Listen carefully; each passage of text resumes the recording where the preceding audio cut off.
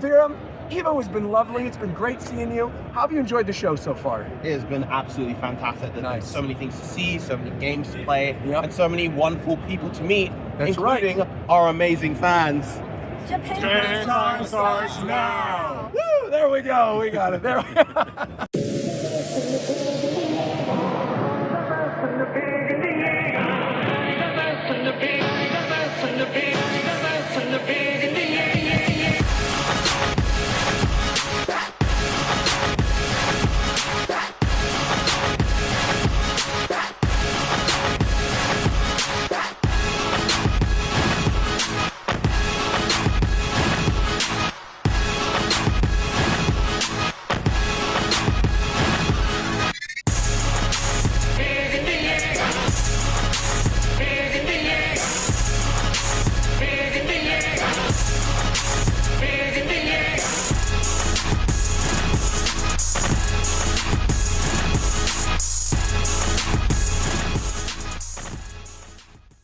Hello, everybody, and welcome to the Japan Time podcast for the week of August 18th, 2025. As always, I am your host, Rogers Base, and we are doing things a little differently today. If you are listening to this episode when it's live, we are actually recording it on Tuesday, August 19th, and that is due to the fact that this morning there was a Kirby Air Riders Direct. Also, Gamescom just kicked off. There is a Gamescom opening night live press conference that happened earlier today. There's just been a lot of news. There's even news that's dropping today that's going to be happening later in the week, but we didn't want to delay this one any further. And honestly, it's good because we need these episodes without Shofu for future Japan Time game shows. Obviously, I am always the host. Usually, I think I've missed like, 2 episodes or something, and the 2 that I missed were both China Times or something, or Shofu hosted them, or maybe Viram hosted them. But either way, we've still got a solid group of people this week, and I'm going to start things off in Discord order. And you know what? Considering the fact that Shofu's not here, I'm not even going to make fun of him. We've got McDareth. What's going on, McDareth?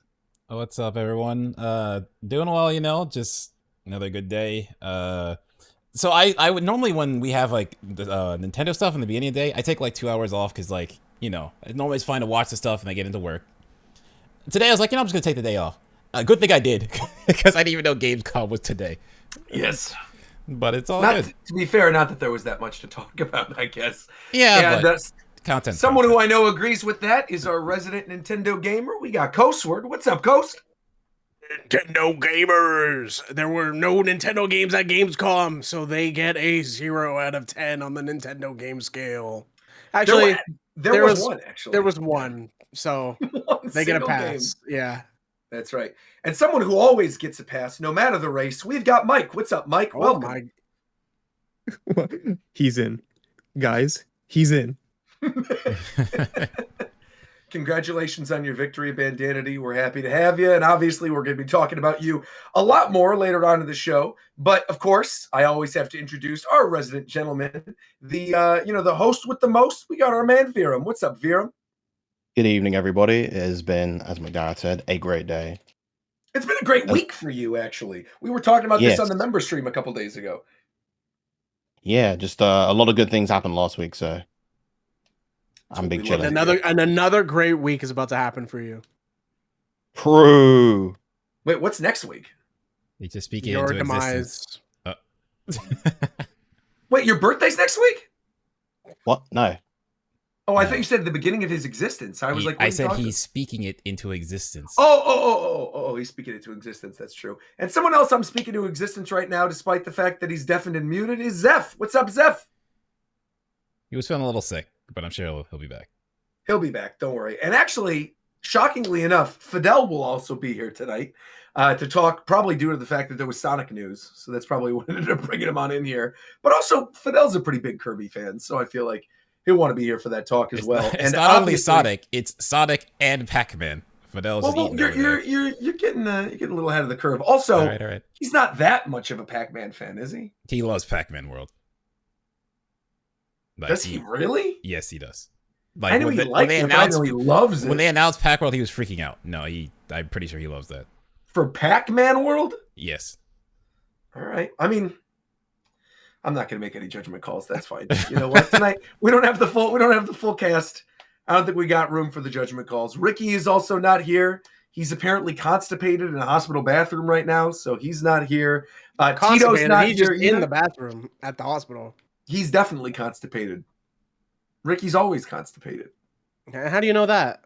Well, because he's always like You holding his asshole poop in. watching? No. But I'm saying I know he's always holding his poop in because he's always kind of like scrunching, which is why he's so short. That's fucked. That's true, though. I mean, it is what it is. But you know what isn't effed, as it were?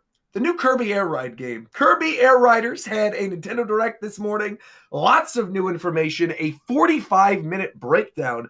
And again, the announcement of this Direct is the reason we ended up moving Japan time to Tuesday instead of on Monday, because this randomly dropped at 6 a.m. yesterday. That we are going to get a 45-minute long Kirby Air Riders presentation revealing the game, the release date, tons of information about it, and that is exactly what we got earlier today.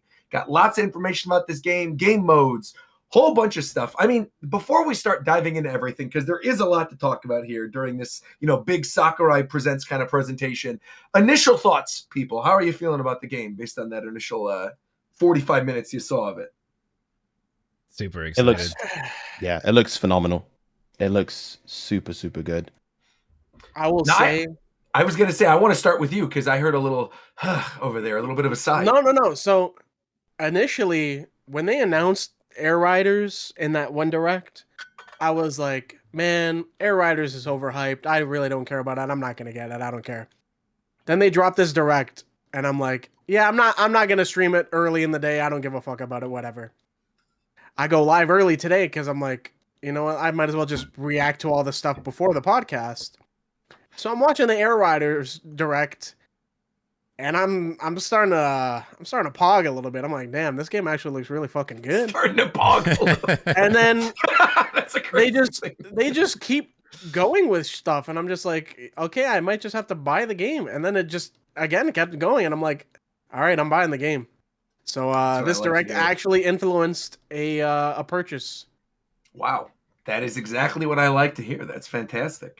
The reason I asked, because again, I heard that sigh in the background, is because despite the fact that I think everybody who is on the show right now was excited, Fadel included, who, like I said, he isn't even in the call right now, I feel like the reaction online has been overall pretty mixed. I feel like I've seen a lot of people... Yeah, there's a lot of people who are like, oh, this isn't as original as I was hoping. It just seems like more of the same.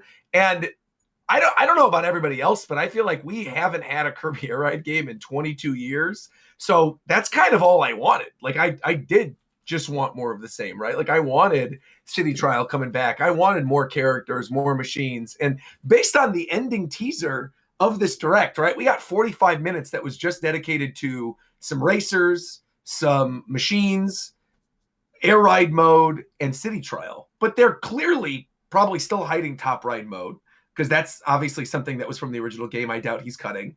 There's for sure still going to be a challenge wall, considering this is the game that kicked off all that for Sakurai. And we also need to know what's going on with that story mode that was teased at the end. Because apparently that's a character from like a previous Kirby game, but I was not aware of that. Does anybody know what's going on there? We don't know who that is. Oh, so that's who it was. Oh, it was right with the glowing blue eye. Yeah, that was fucking. Yeah, that's true. I do like that character's look, though. I like the the black leather jacket and everything, and the solo leveling blue fire and the giant wheelie bike.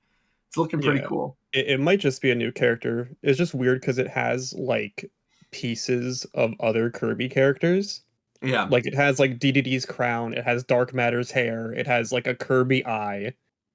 So it might just be like a brand new thing, which will be cool. I mean, I don't believe Air Ride had any type of story before, right? There's people who have like tried to dive into the Easter eggs of like the monsters with the 3 eyes that were in the ruins area, and that apparently like are in the test tubes in the space station race track or something like that. But for the most part, there's not really a story in Air Ride, so I think it's kind of cool they're doing it. But yeah, I feel like again for the most part, the reaction seems to be mixed, and a lot of it does seem to be coming from Metroid fans who are upset by the fact that we got this as well as a release date. Their opinions don't count. Yeah, so that we could just ignore those. Okay, so we can't. That's good, because I am also in agreement. I feel like Metroid, first off, this game restarted development, right? But we also, in the in-between, got Metroid Dread, which is an amazing Metroid platform game. Really, really good. One of the best Metroid games. And then in addition to that, Prime 4, it's not like this game is suddenly going to become vaporware again. Like, the game was playable at the Switch 2 experiences. I've played it, right? And it's not a flex thing. That's literally just the public has played this game, you know? Maybe a little bit, but for the most part, it's... is it actually Metroid fans being upset, or was it one vocal fan? No. It's a large amount of angry Metroid people that were on social media the morning that the Air Ride thing got announced, where they were like, "This is bullshit that Air Ride's getting this before Metroid's getting a release date." To which I say, like, Metroid is obviously getting a release date, right? Like, them doing this 45-minute long Air Ride thing, this obviously isn't all there is to the game. And we're probably still going to get that big September General Direct, right? We have Gamescom going on right now, but PAX is coming up. We now know that this is going to be playable at PAX. Tokyo Game We Show. already, and it's also playable at Gamescom as well, right? Metroid is also playable at Gamescom. So again, it's not like the game disappeared. It just doesn't have a release date yet. So it's not that big of a deal. Speaking of someone that's not that big of a deal, we got Fadel. What's going on, buddy? Welcome. Welcome. What's poppin'? How are you doing on your new Discord account now that your Discord got hacked? It's great, man. You know me, account hopping all day, every day. All right, guys, remember there is a blue report button at the bottom of your client. Make sure you just go ahead and use that. To be fair, you are flipping everybody off in your reactive imagery. That is true. Oh God. Oh no. Don't I changed that. I got it. You're good. Well, we literally just started the Kirby conversation. We were just asking general thoughts. So I'd like to know as well. I feel like you are also on our side in terms of this being hype and super exciting and fun. Oh, dude, it was awesome, man. Because I love Air Ride. That's like one of my favorite GameCube games. And I played even like recently. I was playing it a bit before it was even announced. And so like seeing it when it was announced and now seeing it in gameplay, I'm like, I cannot believe how much it is. It's so faithful to the original while like being super modern. Yeah. It's so good, Dude, it looked so fucking beautiful, man. It's gorgeous. Okay, so I feel like I am in good company because so many people I saw were saying it looked like just an HD Wii game. And I was like, I thought specifically the area that's like in the Maple Mountains or whatever and the ocean area looked so good. No, I think it's gorgeous. I think everything looked really fucking good. And the music too, man, the remixes were oh my great. God. Have you listened on Nintendo Music yet? No. Yeah, I have haven't the either. songs. They're so good, dude. Did anyone pick up where they were like, it was, I forget what the exact title of the mode was or whatever the title was on the card that they used, but it was like something Melee. And then the song they played was literally a 1-to-1 of like Melee Battlefield. Yeah. It's actually, I think it's a Kirby Air Ride song first, right? It and is. Then it's this. Or no, it's a Battlefield. It's the Battlefield Melee song converted into Kirby Air Ride, remixed from Kirby Air Ride for Kirby Air Riders. Yeah. Right. So originally a Smash track turned into a Kirby track, now turned into a remix of that same track. What's so cool about this game is like when I was rewatching, I was like, you can tell this is using like because it's using a modified version of the Smash engine, and you can tell, like you could just tell from like the character models and everything. So it's just interesting seeing like that kind of game translated into 3D because it very much is those models, you know. The menus are like 1-to-1 in a lot of those situations. Yeah. But even like also makes sense. I'm pretty sure Kirby, DDDs, and Meta Knights or models are just straight up the Smash ones, but modified of it. The Jet Hammer is just the Smash Jet Hammer. When you look at it definitely is the Smash Jet Hammer. Yeah. And well, that's the whole thing, right? Is that they introduced, which I thought was very funny the way that he said it. Honestly, I feel like the way a lot of this direct was set up, but when Sakurai said, unfortunately, a second button has arrived. Has arrived in the game. And he starts talking about the special mode. Yeah, I mean, it's clear that like a lot of those specials are even taken from Smash Brothers 2, where you've got like Kirby with the sword attack. You've got DDD with the jet hammer. You got Kawasaki with like the spicy curry item. You got I guess Meta Knight's isn't taken from Smash, right? His isn't like Yeah, he's just flying. the cross It slash kind of fighting is. thing. It kind of is. A little bit. Because he's got the 4 wings from Ultimate Oh Final yeah, Smash. true. Oh, there you go. Okay. I Before really I forget- love also that. Oh, yeah, you go. I was just gonna say, when I was watching all of that on my stream, someone in my chat said, I think this is what they said. They said Roger's definitely gonna pick Kawasaki because he's always eating. Well, actually, you know what's crazy? First off, that's true. That was your request. 100% true. But I did a wish list video right after the game got announced, like literally 2 days after it got announced in the Switch 2 thing. I did a wish list video on YouTube. And I specifically said in that wish list video that I want Kawasaki and Gooey to be playable characters.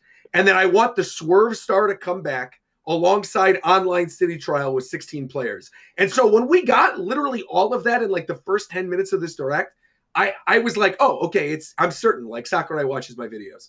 I'm no doubt in my mind. The fact that like he even did that thing in the City Trial bit where he's like, oh, one quick thing I need to showcase. And he shows Kirby getting off of the compact star and walking so you can see the walking speeds quicker is literally something I said exactly What in was the that video. thing you said with I forget if it was related to a Smash thing, but you were like, yeah, Nintendo has told me directly that they watch my reaction? videos. Oh, that was the react. That is true. Yeah, that's actually, they told me that when I was at the Nintendo Museum that they watched my Smash reaction, which is crazy.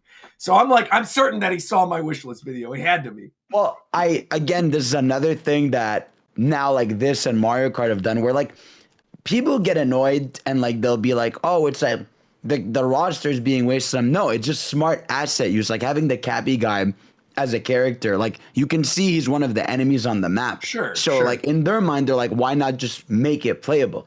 You know? It also Right. offers a better, or not a better, but a unique option for play style in that game as well.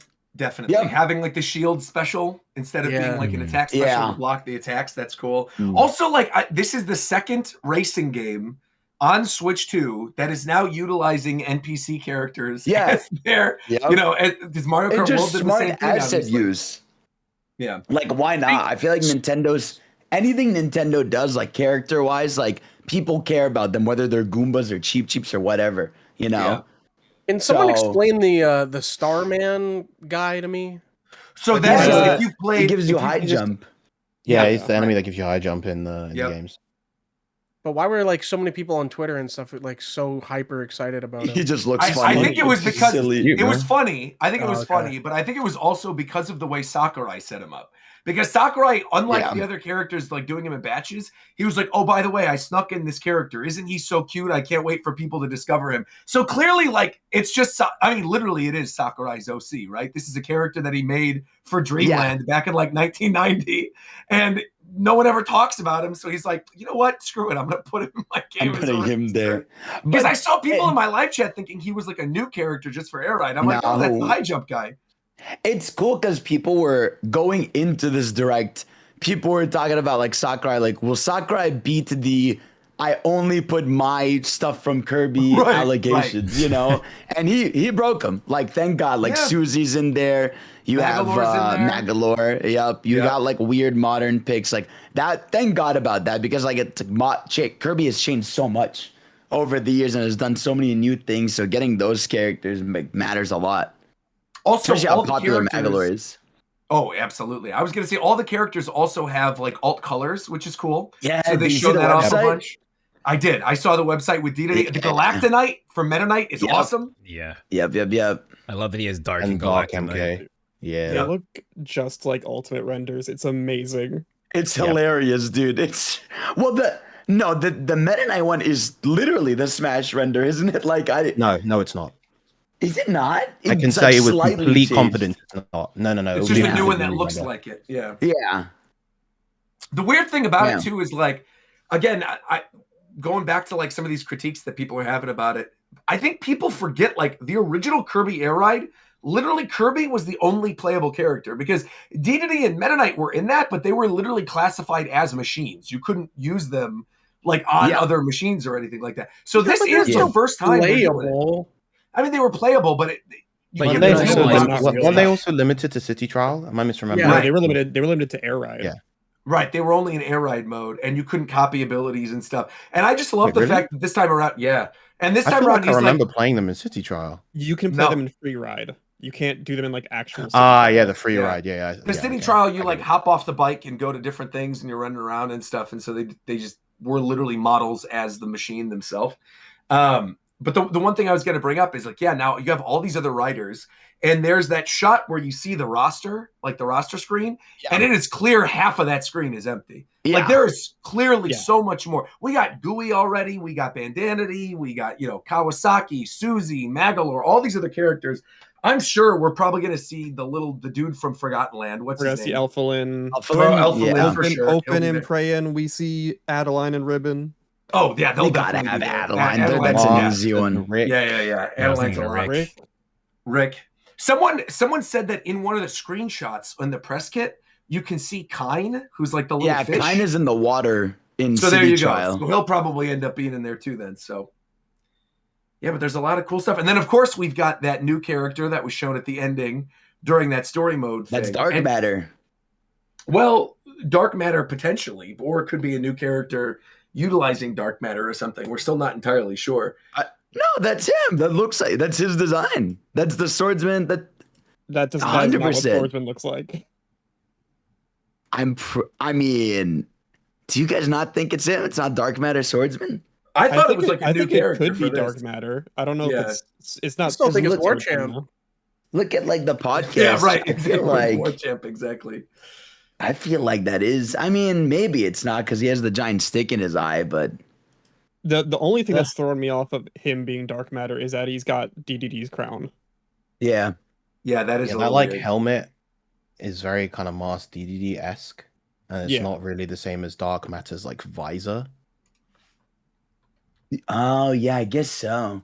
But it's the same hair as Dark Matter. Yeah, it's weird because he's also got like DDD's gloves or like Meta Knight's gloves, Yeah. but he doesn't look big. He looks like really small. I Yeah. don't get it, man. Did they show all 16 characters in that direct? No, I don't think Yeah, there's 16. Yes, they showed. Well, the first they 16. showed a Yeah, lot they of showed them. him. Yeah, but there's a lot that's still missing. I mean, it's clear. Like I said, they showed the roster screen and it's like half empty. Yeah. Okay. Yeah, so I mean, they didn't even show, like, that's the thing. There's a lot more to show because, like, they didn't even show. I mean, so okay. Did you think? What do you guys think this like the thing they showed at the end is? Do you think that's like that was meant to be a character reveal or a campaign? Because I No, see it that's a more as story like mode. a World of Light, right? Yeah. yeah, mission, 110%. me. Yeah, that's Yeah. definitely the story mode. Yeah. That's awesome, man. Because I can see it being very World of Light, where like you just like walk around the map and then you just do like mini city trial challenges that they have for you, or like go through Bunch the of ring races. challenges. Yeah, like totally time agree. trials. It's just easy to do for a racing game. And not only obviously do we still have the story mode thing, but like they haven't showed Top Ride, which there very clearly is like a little lesson block that's empty that you see in the direct today. That's most definitely going to be Top Ride if they're bringing City Trial back. And they also did not show the big thing, which is guaranteed to be in here because Kirby Air Ride is literally the thing that started it, and it's now been in every Smash game ever, and that's the challenge wall. I mean, that is like there's 0% chance this game does not have a challenge wall. No, it's in when there. that originated in Air Ride, My theory is that what's it called? You know the profile picture of the account they made, how there's like a little Kirby figure. I feel like that's going to be one of the collectibles. I feel like there's going to be a I room can see of those like collectibles. challenge mode, or the challenge wall is associated with the collectibles. That'd be awesome, dude. That would Like, if they doubled up kind of what they did with like the trophy table in Melee, but that was dude, I how would the love challenge it. wall worked, would Look be at the sick. Kirby stat. Like this is obviously like a desk, like a collectible on a desk. Yeah. You know. I can see that, like challenge the challenge wall gives you a trophy, and then you get the trophy table like in Melee. I love that. I mean, that would be super great. cool. I would totally love that. Yeah, there's a couple other small things too. Like every time you win a race or win a city trial, you get like money, and you have like a little money thing in the bottom left, as well as like there's like 2 different currencies. I don't know what they are though. Yeah, you didn't What know where those were. what did you unlock with in the challenge wall? Or like, you know Other how you get like machines. special? Oh, okay, Yeah, it's machines. yeah. It was That's other how you machines got in the old stuff game. in the original. Yeah. Yeah, Kirby yeah. colors. So that's probably Star. what the money would be for also. Well, see, I was almost thinking that because of Forgotten Land, right? Remember Forgotten Land had that thing where you can spend your money and then use the gacha mechanic to get like the little statues. Yeah. Maybe they'll be like a gacha. No, they were thing. stickers, I think, weren't they? No, they were little stickers. Oh, they were little figures. I just remember there was like something that you would unlock out of the gacha machine. Yeah, so my assumption it would be something like that. Yeah. That could also work, yeah. Because that looks like a little toy you would get out of a gacha capsule, doesn't it? Yeah. Yeah, there's just a lot to this. Obviously, City Trial is the big thing. I did love the fact that Sakurai during the presentation was like, anyway, now to the main event. This is what people actually care. Dude, 16 players is gonna be awesome. 16 Holy players shit. and actually online. Like you think they would do it, but there's always a chance they won't. So actually doing it is really sick. Thank God, Nintendo. Yeah. Yeah, it looks beautiful, man. Because I was playing City Trial today, like right after that presentation. I was waiting for Gamescom, and like it's such a fun mode, dude. So seeing how it looks now is crazy. Also, there's clearly also a lot of stuff that's hidden from that, right? Because at no point during any of this did he go to that little island that's on the top with like the cherry blossom stuff. Yeah. He purposely volcano. He showed it, but you didn't like go. Yeah, the volcano. Yeah, he didn't go there because he was like, there's too many Gordos on there now. Right. He's like, I can't go. Bro, you could definitely go over there. The thing, though, I'll ask you guys: did you watch the Japanese Air Riders Direct? No. I did not. Is it different? Okay. Yeah. I don't Yes. know The entire City Trial segment is completely different. He filmed a whole different thing for the Japanese one. Oh. Because the voice had to be different, right? He did play the voice, Japanese. Right. Exactly. And so the names were different as well, and it wasn't John spelled incorrectly. I actually don't know. Here, I'll click on this real quick. Let's see. I'll pull it up and see what they're saying. The names were like Lucas, Matt, and then like John, but like the H was first. Oh, that was probably Treehouse then. Yeah, that was probably Treehouse playing. Yeah, because I'm looking over on, like I said, the footage of City Trial and the Japanese one, like just where he's going through, and it is very clearly different. He goes to like a bridge type area. The Gordos aren't in this one. Dynablade shows up instead, and he's like running over and attacking Dynablade. Again, if you haven't already, I'll link to it. This is the Japanese version. It is around, I want to say, the like 32, 33 minute mark is when they start. Oh, no, excuse me. It's the 35 minute mark is when he starts City Trial. And like I said, it's completely different gameplay. Dynablade, different challenges, different arenas. You could see a little bit of the subway area, and it looks a lot of fun. So, yeah, definitely check that out if you're looking for some more Kirby gameplay. In addition to that, he made the confirmation that now you don't have to have randomized things at the end of City Trial. So if you just want to play with your friends and do certain missions, you can actually go and pick the missions as opposed to them being random. And he went into a whole 5-minute long conversation about the mind games you can go into, which was kind of funny. He went into a lot of detail on things that maybe you didn't necessarily need to go into detail for, but that's why we love Sakurai, right? I love the thing where if like you pick one of the challenges alone, you just win. That's it. Yo, that was super. Yeah, total dominance or something is what they call it. Yeah, that's awesome. Even like the victory screen being just the Smash one, like with even like the red and white flashes. I was gonna say like straight up at a Smash. I mentioned it to Veer when we were watching it, and when he did in English when he did like the battle arena, the KO one was such the ultimate like final hit animation. Oh yeah. The slow, does the, like, exactly. flashing. The final hit animation flash does actually show up in this. Something else somebody pointed out, which I don't want to get people's expectations too high, but one of the only things that we had not seen actually in the original Kirby Air Ride that was shown off a lot here are those 2 chariot carts. There's like those 2 new chariot machines. There's one that's just the gliding chariot, and then there was one that was the regular chariot. Somebody brought up the idea that maybe we'll end up getting like a crossover lightning chariot from Kid Icarus as one of the unlockable machines, cool. which I think would be super cool. Bet you that was like the legendary version of the chariot. Yes. Right, because that's something that they also did not touch on during this at all that I saw people concerned about. It's like, yeah, they didn't show the Dragoon. They didn't show like the giant beetle one. So there most likely will be new legendary air ride machines. And if there's this whole new chariot subclass, it would make sense that he would end up, even if Pit's not playable in it or something, right? Just acknowledging Kid Icarus and having the lightning chariot in there would be kind of fun. Also, the Lightning Chariot's literally his final Smash in Smash Brothers, isn't it? Yes. Yeah, so there you go. Easy. The amount of new machines that they added were really like that helped push the want for me to play this game. Really? I was surprised how many old ones there were. Like most of them are returning ones, and then they introduced a new class, like the chariot class. Where it's like the 2 wheels and then the big one.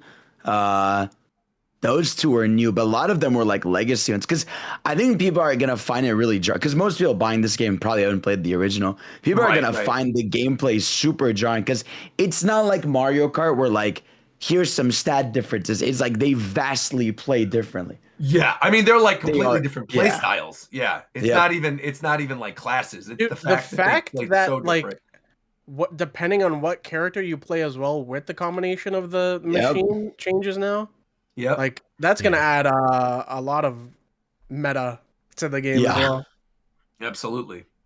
I'm just like I said, I'm happy the Swerve Star's back. That's what I always played in the old game, which is like the little diamond one where you just hold down the brake and you could shift in the different direction and then zoom off. They showed that one. Also, a lot of the old machines that were kind of ugly before got redesigns to the point where like I didn't even realize they were the same machine. Like the Slick Star, which is like the pink one with the little like the 3 bits around it. They completely redesigned that one. The tank one looks really cool. There's like that new tank star with the threads that are on the side that looks great. The wheelie bike obviously is back, and then now there's like this dark matter wheelie bike or whatever. There's a lot of cool stuff in this game. And like you guys already mentioned, they're gonna do. What were you gonna say? How many maps do you think they're gonna do? Because they showed 5 today. What do you think in ballpark? Like, oh, you mean an air ride? Yeah. They showed 4, I think. Right? They showed 4. Yeah, they showed 5. Yeah, so probably like 15, maybe 15 or 16. Probably. How many were in the original? That's a good question. I can pull it up right now. I think it's 2. No, is it really that much? Yeah, it is. It is. I played it today. I got it. I pulled it up. Yeah. It's Sky Sands, Celestial Valley, Checker Nights, Frozen Hillside, Fantasy Meadows, Beanstalk Park, Nebula Belt, and Machine Pass. So 8. 8. Okay. Today they showed 5. Yeah, plus City Trial, obviously, in the old game. I'd say they could double. Like they can go like 10 to 12, right? I feel like 10 is probably the sweet spot if they've shown 5 here. Because again, that was the other thing about this direct that I heard a lot of people talking about is like, oh, there's so much stuff that's cut. The way that Sakurai worded the end of this, I almost feel like we're going to get a pretty big, substantial update for this in the general direct. And then I also think we're probably going to get a second Kirby Air Ride direct because they didn't label this he was gonna do more. Yeah, they didn't label this as the Kirby Air Ride Direct. They labeled this as the Kirby Air Ride Direct for August 19th. Yeah. Right. Yeah. Which implies, that they're potentially going to do another one. Oh, because that's not how they labeled Donkey Kong, right? Donkey Kong they did, but they didn't do that for Mario Kart or some of the other ones. So it's just for Donkey Kong. Interesting. Yeah, you're right. So it probably will have like Kirby Air Ride Direct. Yeah, like we'll probably end up doing a second one. They mostly focused on like the 2 main modes here. He's gonna want to go into like the nitty gritty of like the 5 different little sub mini games that he has. Yeah, most definitely. Because the campaign will probably be a big chunk if he's doing that in a whole direct, and then top ride mode. The other half of the roster, I'm sure, will probably be another thing he'll show off. I'm sure we're gonna get, like I said, the challenge wall. There's a lot. Gonna be there. Top ride definitely will be there for sure. Do you think top ride will be like? I'm wondering if is Top Ride going to be like expanded, or you think it's just going to be like, I hope so. Oh yeah, or if it's going to be like, hey, we just brought it back as a little side thing. It'd be cool if they expanded it. I hope it's expanded because it's the kind of the flimsiest or the least interesting mode of the 3, I would say. It's kind of like the cute. Yeah, it's kind of like the cute small mode, and I think they could definitely do a bit more with it. For sure. Yeah. Even like Air Ride looks so much better than it did in the first game. Like all of the changes they made it. Like, dude, the drafting system they have in this with like with the stars. Yeah, the giant path of stars that seems to go pretty far. So like you can catch up really well with that. That's really important because like in the original, the big issue with Air Ride was that it was so unbalanced because some stars were just objectively so much better than other stars. Yeah. And I think the mix of having the other characters is going to change that up too, right? Like I think potentially making things that were never viable before actually viable by utilizing a character to sort of like balance out their weaknesses. Yeah, and then so that like quick charge. You could put that on like a star that charges slow. Yep. Or like if you put Cappy on one that's one of the heavier kind of tankier ones that you basically can be invincible and like just bum rush your way through stuff. Or put them on like the weaker one so like you don't die. Weird thing I also wanted to bring up. Cappy is the mushroom, right? But is also Cappy from Mario Odyssey. There's Cappy from Mario Odyssey. And then we have Starman, who's the little high jump dude in this. And then there's also Starman from Earthbound, who's the little, who's like the, the little alien guy. I just thought it was weird that you got these other characters. Mario, of course. Like, well, I think they've changed the name of it because there was a period where it was called Starman, and I think it's called Superstar now. I think it's still called Starman. I think it's still probably called Starman. Yeah. We have also another thing that I'm just looking at some of this footage that's on screen. The one thing that I thought was so funny that he highlighted was the plasma ability. How in the old game you had to do that shitty thing with your thumb to like charge it up. And now he's like, don't worry, we got rid of it. It's just a charge meter now.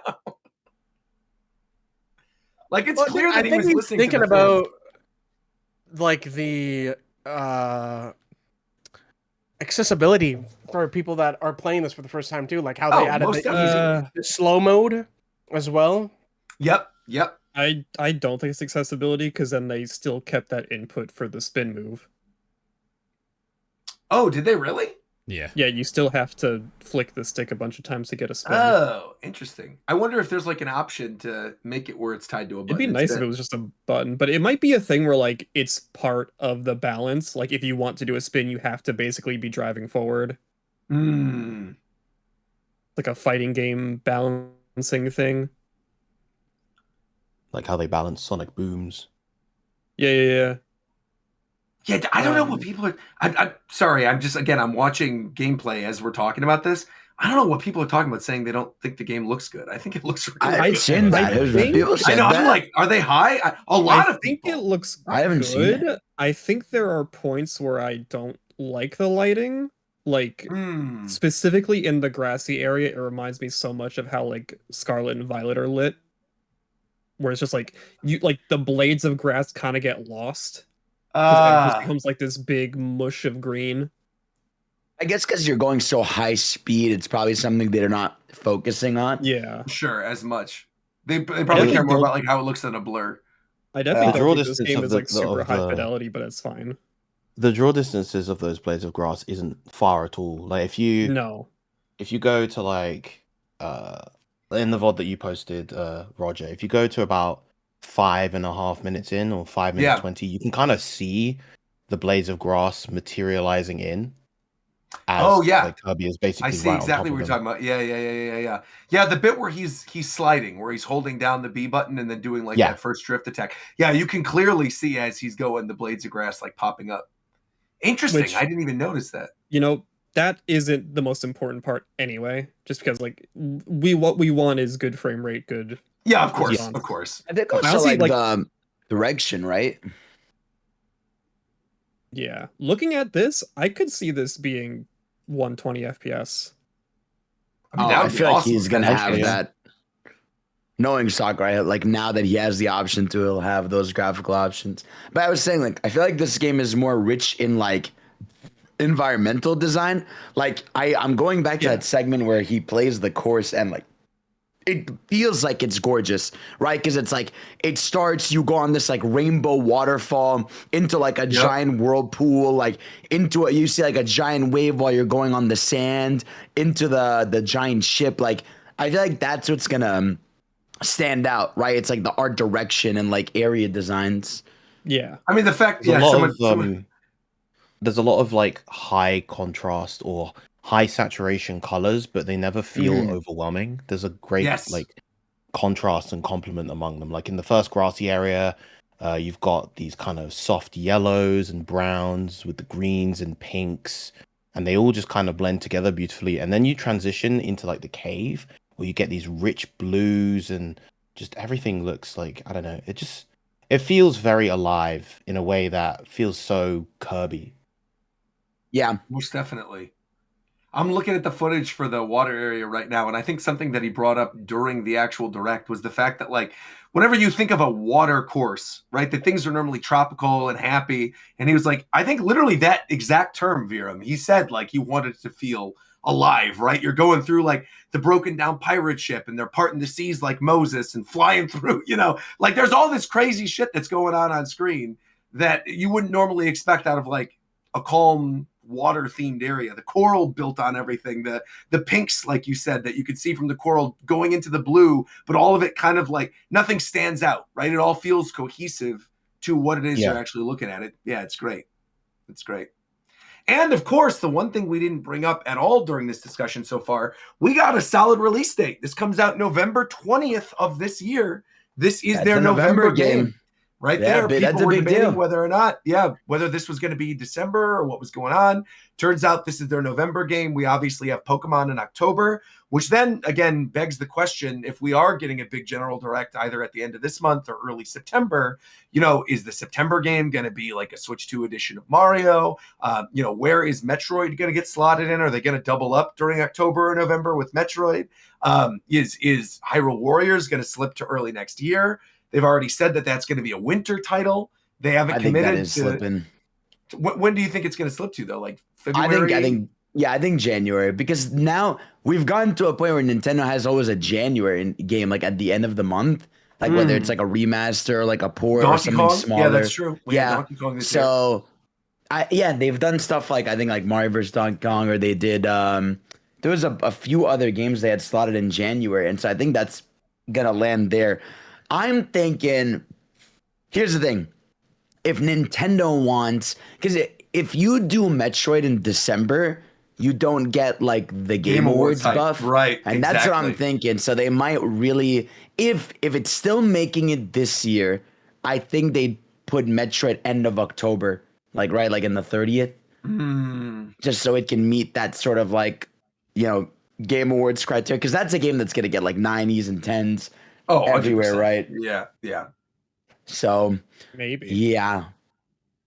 I don't know. I mean, based on what I played, I feel like it's going to be pretty good. I think a lot of people are concerned about it because it's like they are being weirdly I'm cagey. definitely concerned about it. I wouldn't be, though. Having played it, like I don't think you should be. I wouldn't either. No. Oh, yeah, you played it too. We both played the experience, right? Yeah, Mike and I both signed up and didn't get picked. Dang. Yeah, obviously that's like a vertical slice. It's the beginning of the game, but that's the thing. It's like I'm sure it plays well, but we don't know how the game actually like progresses. Sure, I don't know. I just feel like with Metroid, that specifically that franchise is just always in a weird position because I think it gets so much critical acclaim, right? Because the games are always so well made and so good, but realistically, the series itself is extremely niche. Like, I would argue even Fire Emblem and Xenoblade are less niche than Metroid is nowadays.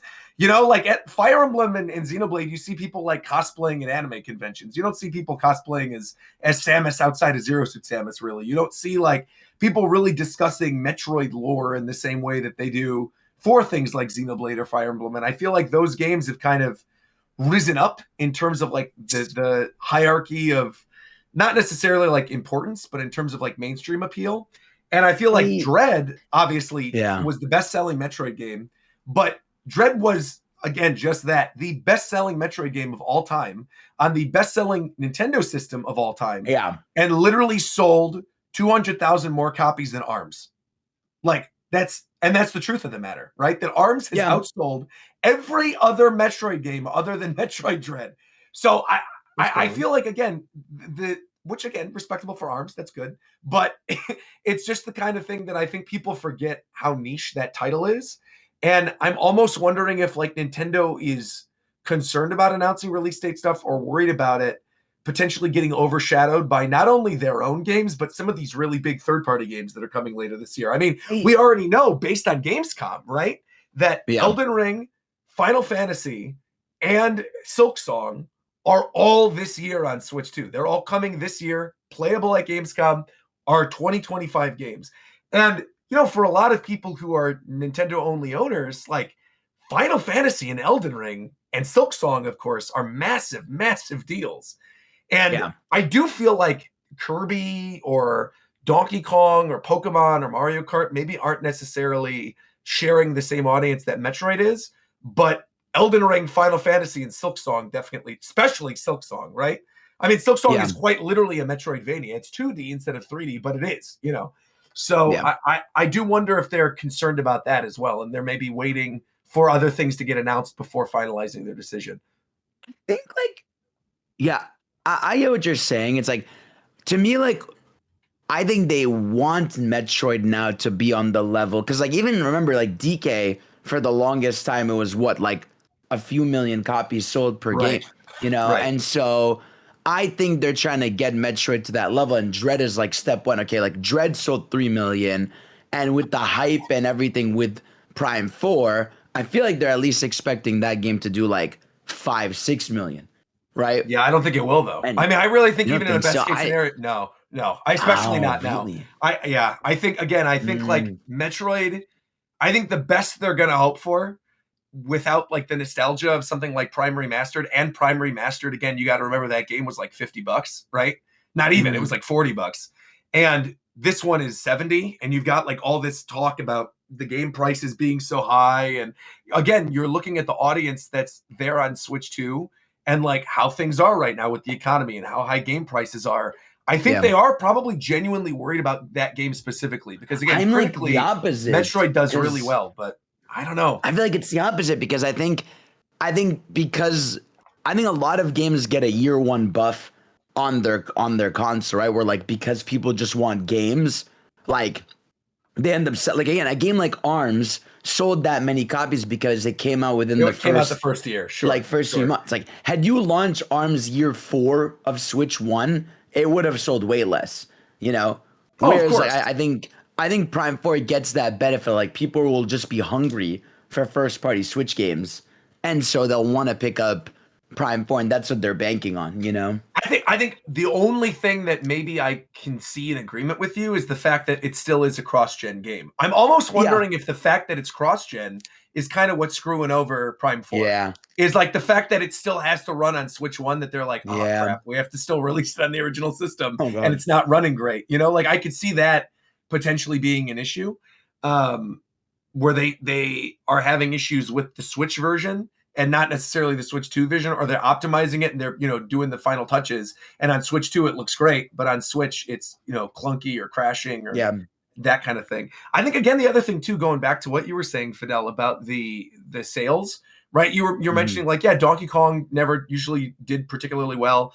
I think that is very much like a recency thing, because the Donkey Kong Country series on Super Nintendo were literally some of the best-selling games on that system. Like, did incredibly well. I know. And Donkey Kong 64, but even DK64 it was one of the top 10 best-selling games on the NC. I think it was even like top 8 or something. Yes, it is. It definitely is. I will pull it up right now. Top-selling Nintendo 64 games. Hold on. Here we go. I think it sold like 4 million, or did it sell horrible? I heard someone say no, DK64. Really? No, here I got it. I got it. DK64 was the 7th best-selling game on N64. The only games that sold more were Mario 64, Mario Kart 64, Ocarina of Time, Pokemon Stadium, and GoldenEye. Literally everything else. I think the Star Wars games sold so much more. I know they sold really well on the 64, but for some reason I thought they sold more than. No, the best-selling Star Wars game. I'm looking on here right now. Well, it was better than some first-party games. Because I know like that era of like games had like a big Star Wars buff at that time. It did. I'm looking at here right now. Their number 13th best-selling N64 game was Star Wars Episode 1 Racer, which sold 3 million, which makes sense because that came out when Phantom Menace came out. So like that was their tie-in. Star Wars Shadows of the Empire outsold Stadium 2 and Mario Party 2 and Mario Tennis, and that was 2.6 million. And then the 22nd best-selling game on N64 was Rogue Squadron, that sold 2.1. And again, all three of those games outsold Kirby 64, Banjo-Tooie, Mario Golf, Paper Mario, you know, like a lot of the big, you know, the otherwise big N64 games. So I get why you would think that, but no, I mean, DK64, that year was like the big holiday game, Because Yeah. the first year obviously was Mario 64. The second year was GoldenEye. 98 was Banjo-Kazooie. 99 was DK64, and 2000 was Majora's Mask. So it makes sense that would be selling as well as it did. But again, I think DK after 64 kind of took a little bit of a hiatus until the Wii era, right? And you had things like Jungle Beat or Donkey Konga, but they were more like experimental games as opposed to, like really big titles. Which is, I think, why a lot of like modern or younger players kind of forget that like there definitely was a time in which Donkey Kong was, one of their quote unquote big five, right? And now he's getting back to that with Bonanza and, being with the redesign and the theme parks and all. We're in like a Donkey Kong renaissance right now. But again, that was not the case, back in the Super Nintendo era. He was huge. So again, Metroid's never been that. I mean, the best-selling Metroid game prior was Prime and Super Metroid. And I don't think Prime was even top 10 GameCube. And I think Super Metroid was maybe like number 10 on Super Nintendo, but I doubt that it was even in the top 10. So it's just strange. Yeah. I think Metroid gets a bump because of its critical acclaim, but I think has never really been a sales juggernaut for them. It is incredibly impressive how consistently high rated the Metroid games are. Yeah. Like, you scan through like Metacritic and you go through the Metroid games and like, it's kind of nuts. Yeah, I think the only one that really didn't do particularly great was like Prime Hunters and Prime 2. But the original Prime, Prime 3, Other M, of course, Other M. Both the GBA ones, obviously critically acclaimed, Super Metroid, those games do very well. Samus Returns even, Oh, and Federation Force, but we Oh yeah, we don't talk about not even a real Metroid. That's not even yeah. That's not a real Metroid game. The number of Metroid games that are like a 90+ on Metacritic is genuinely incredibly impressive, or at least like close to that. Yeah, I'm looking at it right now. It says Fusion, Prime, Zero Mission, Prime 2, Prime 3, Prime Trilogy, Samus Returns, and Metroid Dread are all like 85 or above on Metacritic. That's pretty impressive. Even Hunters is 85 too. Man. Prime Remastered was actually the highest scoring game of 2023. There you go. Yeah. And also Prime Remastered was very good. That was an excellent port of Metroid Prime. Back to Kirby though. Is there anything we're missing from this Kirby talk, or should we move on to Gamescom? Any final thoughts on Kirby? Sakurai acknowledged the main four. Has he not before? Yeah. They're all together. They were all there right at the start. He's always liked Waddle Dee, right? I mean, Waddle Dee was like the first party member you get in Kirby 64. It's not whether or not he liked him or not. He didn't make that game. That's right. He didn't make that game. You're right. It's a lock, right? Bandana D for the next Smash, right? I feel like at this point, I would just log that in. Of course. He gave him like Smash design flourishes. Exactly. Have you seen that? Yeah, he did. He did with the spear spinning and all that. Yeah. Everything about it, like obviously like the render, the way he looks, I'm like, he's just gonna port you to the next Smash. Oh yeah, did we not talk about that? That other characters get copy abilities? Oh no, we didn't. No. Oh no, we didn't. I love how it's also kind of crazy. I love that. I like how he was just like, everyone would have too much fun playing Kirby, so everybody just gets these. Yeah, right. It's a good design choice, though. Yeah. Oh, it's an awesome. I mean, I love seeing like all the different copy ability versions of the other characters. Like seeing Gooey with the little Link hat was so funny. Awesome. And he like used his tongue to hold it. Yeah. Awesome. Very clever. I do wonder like what that's going to mean, or if it's going to have any impact at all on like the mainline games. If like somehow you don't think so? I think Bandana D will definitely carry over this design into the next mainline game for sure. Oh yeah. I could honestly see this influencing the main games. That they all have copy abilities? Designs, you mean? That everyone has copy abilities. Yeah. I think that would be wild. Yeah, because I guess like even when I played like Return to Dreamland with friends, it's like, they like playing as Dedede and like Meta Knight, but it's like it's not the same. You don't feel like the main character when you can't get the copy abilities. So I can see them. Even in like Forgotten Land, like all the reviews were saying that like co-op sucked because the second player couldn't like have all the copy fun. abilities. There you go. Dude, like in Waddle, he's standing around with a spear while you're getting the coolest shit. If like if you know, for the next game, or because they kind of did this recently with the Mario movie, right? Where like Donkey Kong was using the Mario power-ups for the first time. I'm almost wondering if for like the theme of the next platformer, if it is going to be that like, you know, you've got your main four and they all have copy abilities, and like the bad guy or something is trying to take away the copy abilities from everybody. Or you know, you could Amazing Mirror 2. They could do Amazing Mirror 2, right? Because everybody had copy abilities in that one too. We still got to play that for Japan time. We've not yet played Amazing Mirror. That was something we wanted to do for NSO. The rumor was shut down. You know, the rumor was that you remember we said the rumor was that he said like, if you want to do the next Smash, he wants to do Kirby first. Apparently, they asked him to make Kirby. Right. Yeah. Which is funny. It was a request from the Nintendo president, which is wild. Yeah. He's like, "Are you sure? Like, isn't it too much like Mario Kart?" And they're like, "That's fine. Just do it anyway." The Mario Kart joke was fucking pristine. Yeah, that was so funny. Just Mario Kart. Yeah. I also feel like now that we know this game is developed by Bandai Namco, that locks in that second team is indeed making Smash. Yeah, there's like no doubt in my mind now, because so many of these menus, so many of these flourishes, like those are going to carry over for the next game. No doubt about it. He's a psychopath. I know. It's very rare you see like, you know, developers where like their DNA is in their game, and like you just see Smash all over this game, like just from the character models to the designs, the menus. It's cool.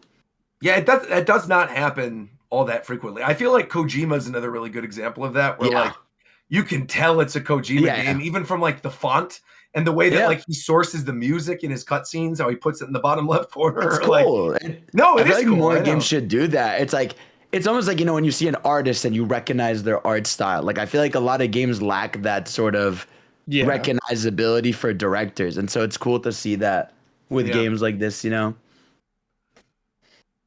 Yeah, most definitely. I'm trying to think of anybody else that's like that.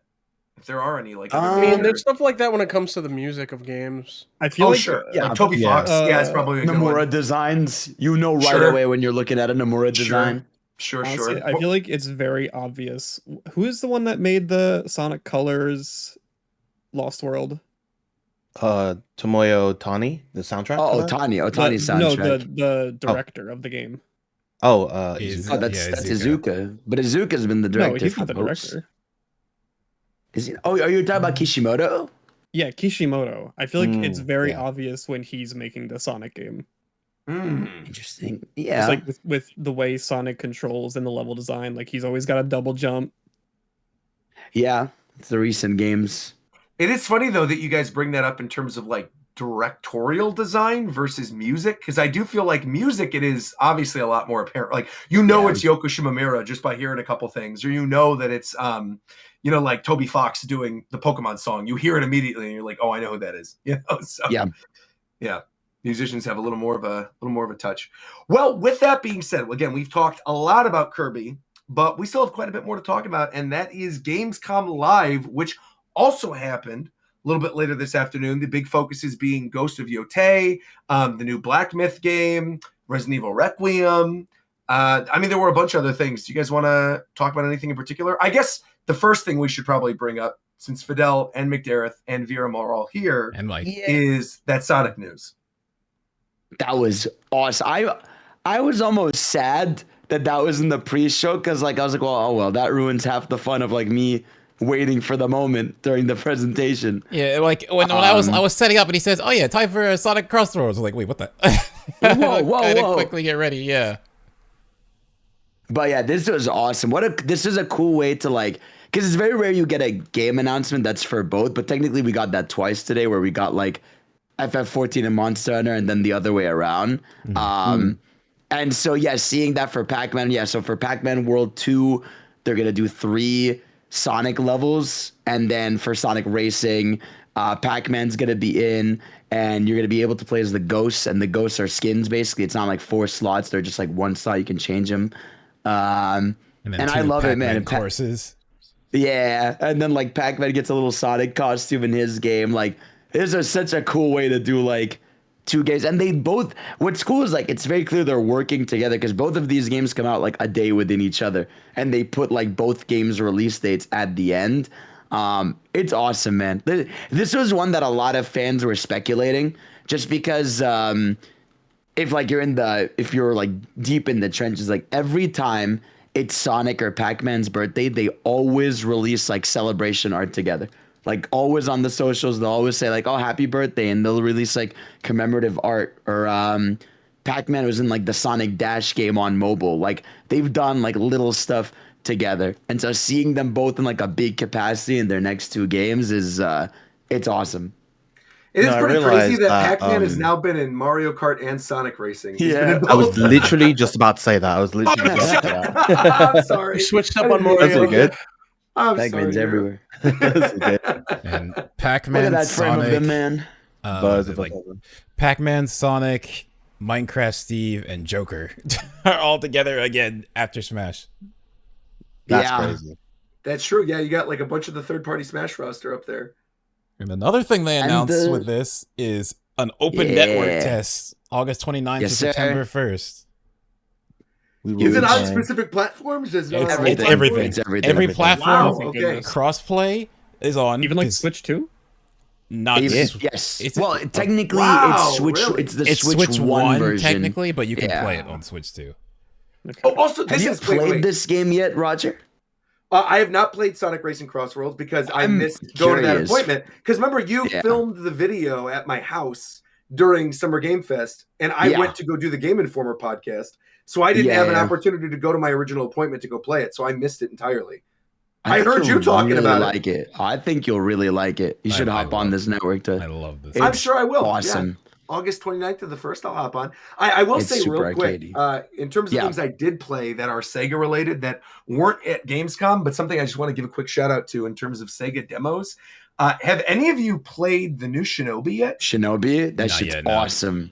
Holy heck, that is awesome, right? I am blown away by how good that is. It looks gorgeous. I never played like the original Shinobi games before, like the old Genesis ones. I think I played like a little bit of the one that's free on NSO, but I mean, I didn't think anything of it. I was like, okay, it's like some old action game, like whatever. But this game is so good. They're making it like a Metroidvania a little bit. It's got this really beautiful like Japanese woodblock art style to it that's very reminiscent of like Muramasa the Demon Blade. Like a week. It comes out in like 2 weeks. There's a demo that has the entire first world that's on all, I think everywhere where the game is on. It's on everything. It was the Summer Games Fest demo, the one that they put up. Like I've played it. It's so good. Like the game, it's really good. Yeah, it's awesome. They even they announced this week that they're doing a Villains Pack DLC, a Sega Villains Pack DLC. And I was just gonna bring that up. I can't wait. Yes. Yeah, that's just good. It's cool to see like this renaissance of these old Sega IPs coming back and like way better than what they even were before. So that's crazy when Sega actually spends the budget, which I'm glad they're doing. When they try, they're getting so much stuff. Sega's changed, man. Right. It's that weekend is crazy because the weekend of the 29th is Kirby DLC, the network test for Sonic and Shinobi. So next week is I thought Kirby was this Friday. Nope, 28th. Oh, interesting. Yeah. I'm not playing that. I'm playing Snake. Something else with the network test. So they put up a schedule. So online it has online obviously. It's online, but it also has offline. So the whole time Network Plus, you can play offline Grand Prix time trial. Hell yeah. That's just that's awesome. Wow, that's very cool. I'm pretty sure there's like 12 stages. I think it's 9 and 3. I forget the exact numbers. Or it's like 17 or something. I know it's 9 main stages and a certain amount of CrossWorlds is what's going to be in it. There's like, it's 12 characters. So 12 of the Sonic characters will be in it. They have World Match, but they're also testing their event system. They're going to do the Joker Festival during this. I'm excited to see what they do for events. Yes. Yeah. So like the event will let you play Joker early during that event. That's cool. Didn't they already announce Ichiban for this too? Yes, Joker, Ichiban, and Miku. That's so fire. Miku. I love it. It is awesome. And those three are all free. Wow. Do we know if the super speed option is going to be in this? We don't know yet. That I do not know. Yeah. What is I do want it to be in there. That's basically like 200 cc. 200 cc equivalent. Yeah. Oh. I see. I feel But like yeah, that's Grand Prix is gonna be cool because everyone's gonna want to get the dialogue options between all the characters. Yeah, like, that's like the fun thing I'm about so it. tempted to go and just look I at all of know. those. Yeah, because every time I see them, it's like these are so cool. Man, that's a free YouTube video reacting to every character dialogue. Every character interaction. Yeah. Yeah. You should definitely do that. Well, I'll tell you what's not going to get you. I'll tell you what's not going to get you a lot of YouTube views reacting to this Gamescom Live Otherwise, because that Gamescom Live Otherwise was pretty. Oh my god! Did you live react to it? I did, yeah. And then I had to go to a meeting at 12:50, so I missed the Resident Evil thing and the reveal of. You didn't miss anything about Resident Evil, but I didn't miss. Yeah, that trailer was so confusing. So what did they do? What was the Resident Evil reveal? They showed like basically what I think is the start relationship of the game. between what happened to the Ashcroft's mom. I forget her name, but basically what happens to her and like what her motive is gonna be for the game. But like, it's so vague what they do with it, and I'm not gonna lie, the facial animations that they showed for that were very stiff. It looked very amateurish, and like it looked like it wasn't finished. So it might not be literally. Like they were like being like the voice acting in that trailer was like very emotional and tense, but like the faces were like blank. Like I don't understand what was happening. Right. I don't know if it's like an RE engine problem or like. Because that's the thing that's the Resident Evil games I felt like had a problem for quite a while with the RE engine since like 7 is just the look of the humans in that specifically in those games just don't look correct. I like the look of who's the big lady from Village? Oh, Lady Dimitrescu or whatever. She looks perfect to me. I don't know what you guys are talking about. I'm sure. It was an okay showcase. I think like, but it's like before we like break things down, I just like, dude, Jeff Keighley needs to pace these shows, man. This one was, it was like, I looked at it at the end. I was like, man, there was a lot of cool stuff, but because they're sandwiched in between like gotcha, space shooter, online, CG random shit. I'm like, dude, after this conference, two separate trailers. There was two different tank schemes. Yeah. Dude, well, obviously that is because they paid them. I mean, a big thing with these presentations is like, you know, in order to get the budget to run things like Opening Night Live and do things like the Game Awards, you obviously have to do paid sponsor things. And like World of Tanks and those gotcha games, they pay a lot of money to be there. And so like, of course you're going to pay some out. I get it. I just get like, I cannot watch these anymore. I've like completely stopped watching. They've been getting worse, man. I think I think it's the opposite because like Game Awards, he made a like the last Game Awards was amazing because remember the whole I agree. Was, like, 10th anniversary.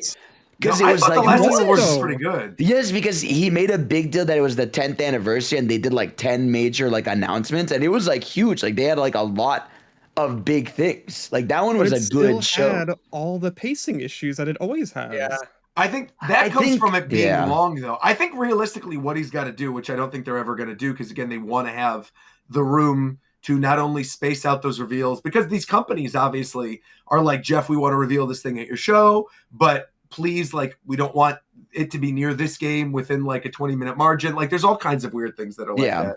But also, like, the show, all he needs to do is just not do as many of those and have it be an hour less. Because if this was an hour-long press conference, like the classic, you know, E3 press conferences, or like an hour and a half max, like 90 minutes max, I think it would have been fine. But I think the fact that you're at that 2-hour mark, and I think even realistically, like some of the pre-show stuff was cooler than some of that they showed, right? Like what was the train hack or whatever?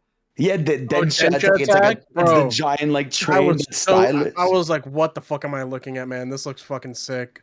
That was cool. Or like, what was the animated like beat 'em up with the frogs, with the frog mage? Yeah, I think that looked good. The guys from Dead Cells. But that's been shown for like that. They didn't really show much new stuff in that because that's been revealed for like a year at this point. Yeah, we've seen that for a while.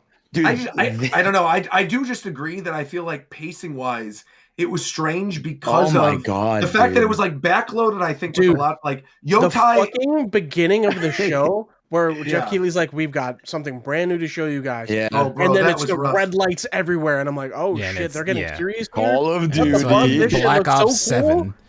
They show the beginning of that trailer, and it's like, oh, there's this guy talking, and it's very mysterious, and it's like, it's stuff that doesn't look like Call of Duty. So I was like, oh shit, this looks kind of sick. Yeah. And then the fucking logo and the blaring fucking horn shows up, and I'm like, you've got to be fucking joking. That's how they got me at the Xbox Direct, because the Xbox Direct was the same thing. That's right. Dude, We did the same thing. Remember, I think if you go back, all of us, right? We all thought it was a Control sequel. Every single one of us was like, "Oh, this is going to be Control," or like because he made it a one more thing. Yes, one yes, more thing yes. Call of I said the Duty. same thing. I said the same thing. Call of Duty is not a one more thing.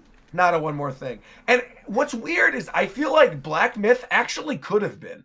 I think like with how big Wukong was, like I don't think we really talked about it that much on the show, but like it did get nominated for a bunch of stuff. Like that is a big deal that they're doing like a new Black Myth game. But what they showed of it, like what little they showed of it, CG, having been the ending, was very strange. Because like they're just announcing they started development. It's not like they have. Yeah, no, that's right. Well, to be fair, that's exactly the same thing they did for the Game Awards, right? Where they were like, one more thing, it's this Naughty Dog game. It was the and Naughty it's like, Dog. doesn't come out for 5 years, and it's like this generic Concord looking bullshit. And it's like, I'm not gonna play this. Like, I don't care if it's a single player sci-fi, whatever. It just like looks completely generic and uninteresting. And the only thing about it is that it's Naughty Dog, but there's not really like anything new that's being shown. And he does tend to do that a lot.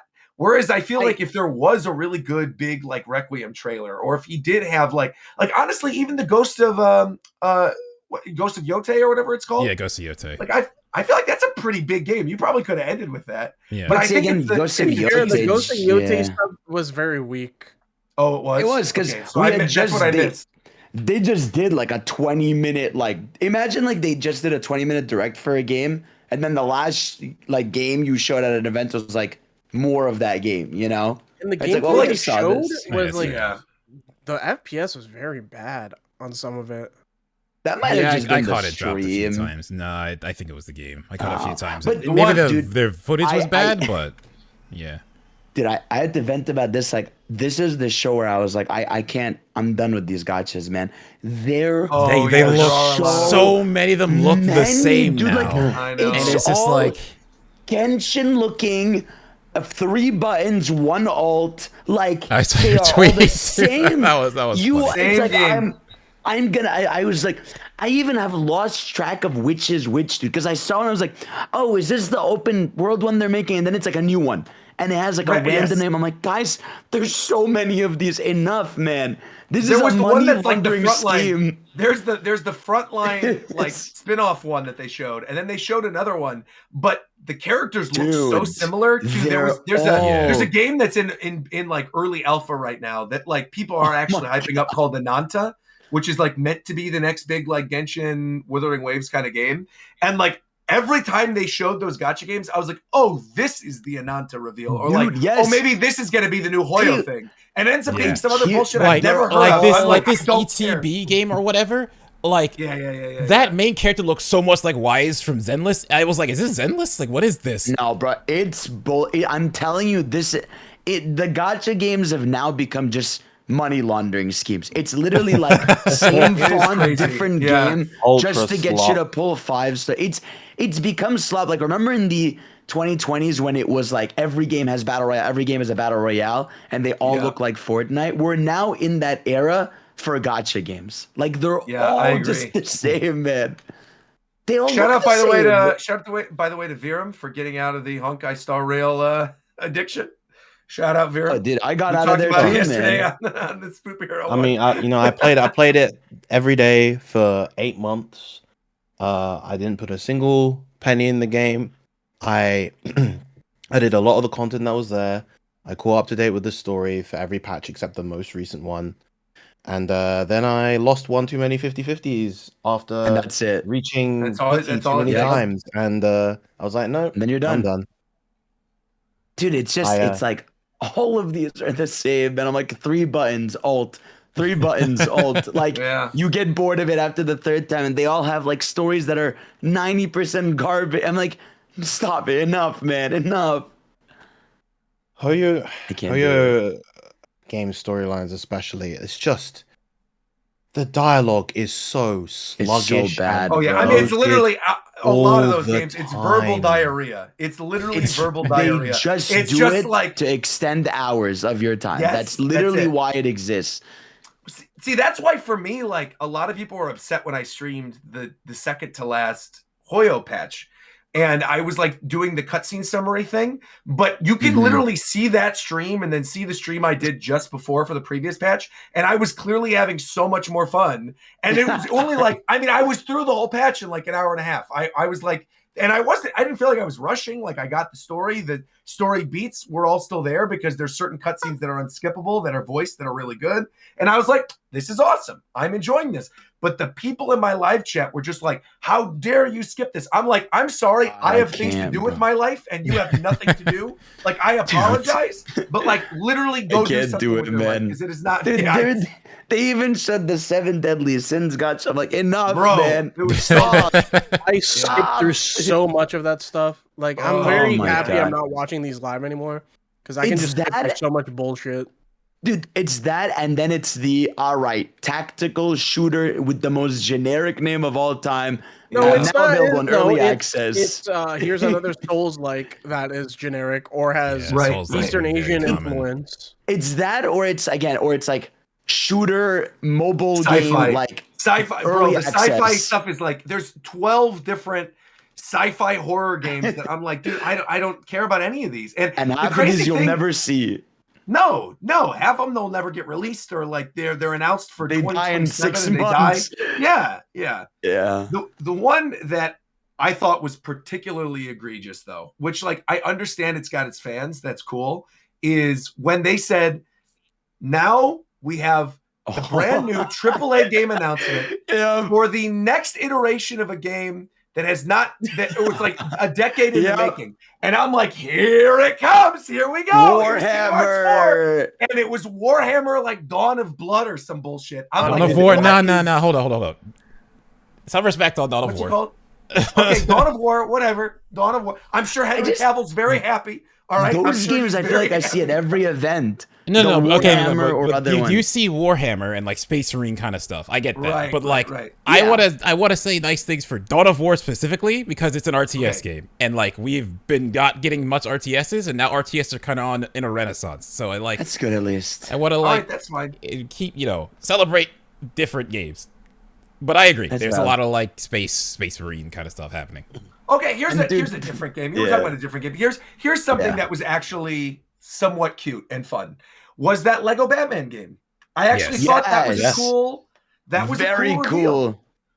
That they're going through all the iconic moments of all the Batman movies. So you have like Dark Knight Rises with Bane. You've got the bit with like when he flips the car over with the Penguin and the Batman. Yeah. I just find it funny how it's literally Lego Batman, but it plays exactly like an Arkham game.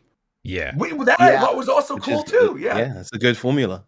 Yeah. It's what's cool is like the Lego team has like completely changed because again, it used to be you'd get a Lego game every year. Now they've like started taking their time, and they did this with Skywalker Saga where it was like every movie, and people really loved that game. It sold like a shit ton of copies, and so they're doing that now with this where it's like all the movies. It looks like it's like the old movies, the Dark Knight movies, the Batman. Like it looks like they're going all in, and like they make them more cinematic and everything. So they're trying good shit. Like Cole said, I mean, it is funny that the action combat stuff really did look like Arkham. There was that one point where he does the bat bomb with like the quick gel hits. or whatever, the explosive gel, and it literally was right one here. to one. Yeah, it's literally the Arkham gun. Yeah, it's 100% that. Yeah, it was great.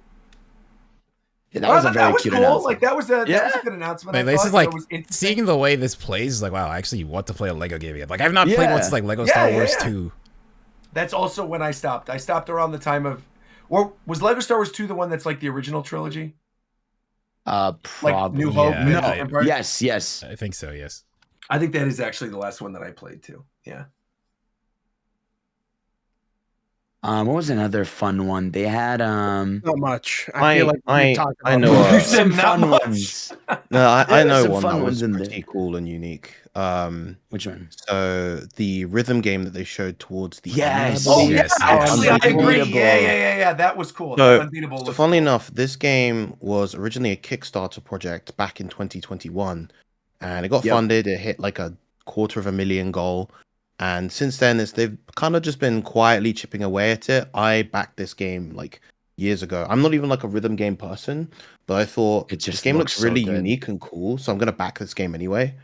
And they've been kind of gradually chipping away at it, and now of course we're at the point where we have a proper release date and proper final trailer, and yeah, the game is looking very It's gorgeous, unique and dude. It does interesting look looking. cool. Yeah. Yeah. If you have not played it, there's a demo up for it. And it's Oh, awesome. really? This I game, didn't yeah, know there's a that. PS5 and demo. Steam. Yeah. It's Oh, that's gorgeous, Released it a while dude. ago.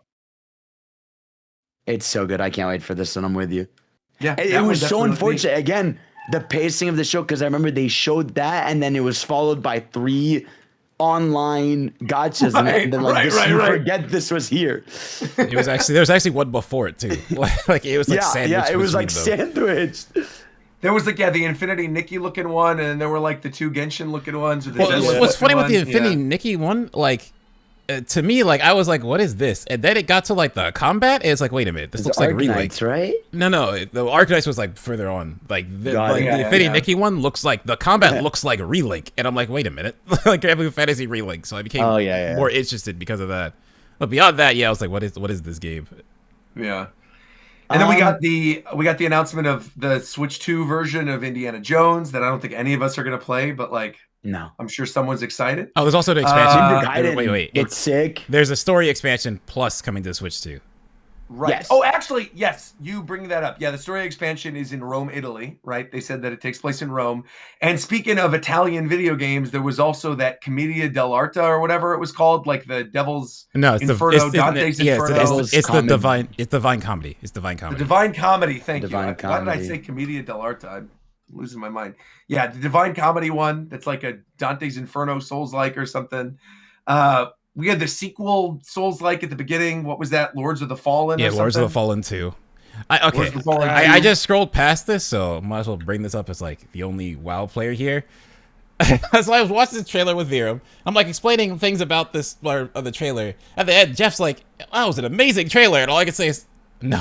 No. It's like literally only because the characters they use, because like literally Blizzard has done almost nothing with the Blood Elves since Burning Crusade. So the characters they use, like it's the leader of the Blood Elves, it's a very known Blood Elf paladin, like they're very important technically, but like in terms of what's going on in the story, they've done nothing.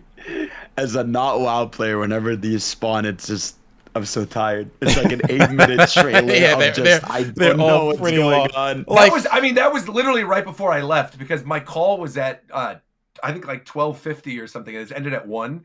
And then as soon as they said Blizzard, I'm like, oh, this is me for the rest of this presentation. Because the only thing afterwards was Resident Evil, Black Myth, and Yotai. I was like, all right, I'm out, you guys. I'll never forget there was a Gamescom. It was like a year or two ago. Big Dad, you'd probably remember where they just showed like an 8-minute anime that they did for World of Warcraft. There was like Blizzard did something. Yes. Yeah, and it was like an 8-minute episode that they straight up just played. Yeah, because I'm pretty sure that was the War Within one. Yeah. With like because it pans to like a giant sword at the end or something, right? Yeah. Okay, because it's funny because like to me that's a way better trailer because it's actually interactions of major characters. But I get the someone that doesn't play WoW. I was like, what the hell is this? Yeah, I'm like, why is it taking so long? Yeah, like what is this? That's funny. I would really think about that. It is weird though, because like I think one thing that Blizzard used to do that I actually think Riot like excels at nowadays, or like honestly, to be fair, even Hoyo I think excels at, is the idea of like these trailers that even if you don't play the game are just like fun to watch. It's like these weird characters interacting, like aura farming. Like I know Fadel, you did your whole Zenless video reacting to stuff. Like after I started playing Genshin, I did one for Hoyo and then I did them for League. I don't play League, but I was like, this is super fun. These are like well animated, cool, different characters. There's like storylines that carry through. And there was definitely a time with Blizzard where they did that, right? Yeah. Where like all the Diablo trailers slapped, the Warcraft trailers are really good, even if you weren't a fan of it. Cinematics. Overwatch, dude, the era of like those are like mini 2016 films. to like 2018 Overwatch cinematics were so good, and then it just died, and I'm like, what is happening here? What is going on over at Blizzard? Well, I mean, wasn't it? I think Blizzard got fucked. That's what happened. Oh, I think on the WoW side, the player base for WoW has been pretty upset because Blizzard has been pretty just shit with the story for a while. Like they're on a super high upswing now. So these trailers are like very story focused because it's like the direction they're going with the game. Because like, the players have been playing for 20 fucking years. Actually, surprised they care about the story of this world. So you kind of should. Because it was like they said they ended this saying it was like part 2 of this new saga. Right? Yeah. So for the first time ever with these 3 expansions, I can't remember the last one, but they announced them all at the same time. Because like the story like goes straight through all of them. I see. Because like normally there's stuff that's tangential, but normally they plan one expansion and then during that expansion they plan the next. But with this one, the story they planned all 3 at once. Well, instead of talking about WoW, let's talk about an MMO that a lot of us actually play, and that's Final Fantasy XIV. We got the Final Fantasy XIV Monster Hunter Wilds crossover collaboration happening, right? Where we're going to have Omega in Monster Hunter, and we're going to have. Did they announce what the thing is going to be for Arkvale? Arkvale. Oh, that's cool. Is it tempered or regular? It'll probably be a mix of both, honestly, but it's just going to be Arkvale. I like seeing the Chocobo in Monster Hunter. I'm like, as soon as they add that, I'm definitely just gonna not use the secret ever again. Yeah, I was thinking like, I don't know if I'm gonna open Monster Hunter again until like the G-Reg thing. Yeah. They show this, like, oh well, I'm opening Monster. I'm back in. I'm like, so I don't know. I said this earlier this year. Like this month, Monster Hunter Wilds definitely felt way less impactful than like World did. Like it feels like this game kind of just came out, we all beat it, and then left. I don't feel like it had that staying power. I feel like it's you can go. Oh, go ahead. You can go, Roger. No. Go ahead. So to me, the issue is that like Monster Hunter as a series always has this thing where, and I get it's somewhat live servicey where they release the game and they add stuff to it, right? But with Wilds, I feel like so much time is spent on the world that there were just less monsters at launch. Some of the decisions of how you farm up stuff is worse. Like I like one thing that made me be like, I'm gonna wait is one of the fights came doing the final story boss, right? And then you can't just queue up to fight him. You have to wait for an expedition to fight him. So it's like now there's this extra barrier for like no reason that just makes it like too much of the game is built around this world in a way that I think takes away from the general flow of the game, which is what my current issue with Wilds is. I feel like eventually that like becomes fatigue. I mean, I can tell you for me personally, I know obviously not everybody agrees, but like for me personally, I think I just discovered with Wilds, as much as I like enjoyed playing it, obviously it was great. Like I liked playing with everybody for the week and a half or whatever afterwards. I think I've just realized like, if I want to actually play Monster Hunter for a significantly long period of time, it needs to be on a handheld. Like I think to me, like I'm spoiled by like the PSP era, by the 3DS era, and honestly even the Switch era with like GU and with Rise. I'm like, I played a lot of both of those games, and I think part of that was like playing in handheld mode, and this game runs like dookie on the Steam Deck. It's like so bad. Yeah, this game is just not optimized. This game was barely optimized. Yeah, barely optimized on PlayStation, dude. Exactly. It's dude, on PS5 I was barely getting 60. Like that game looks same on Xbox. Ugly.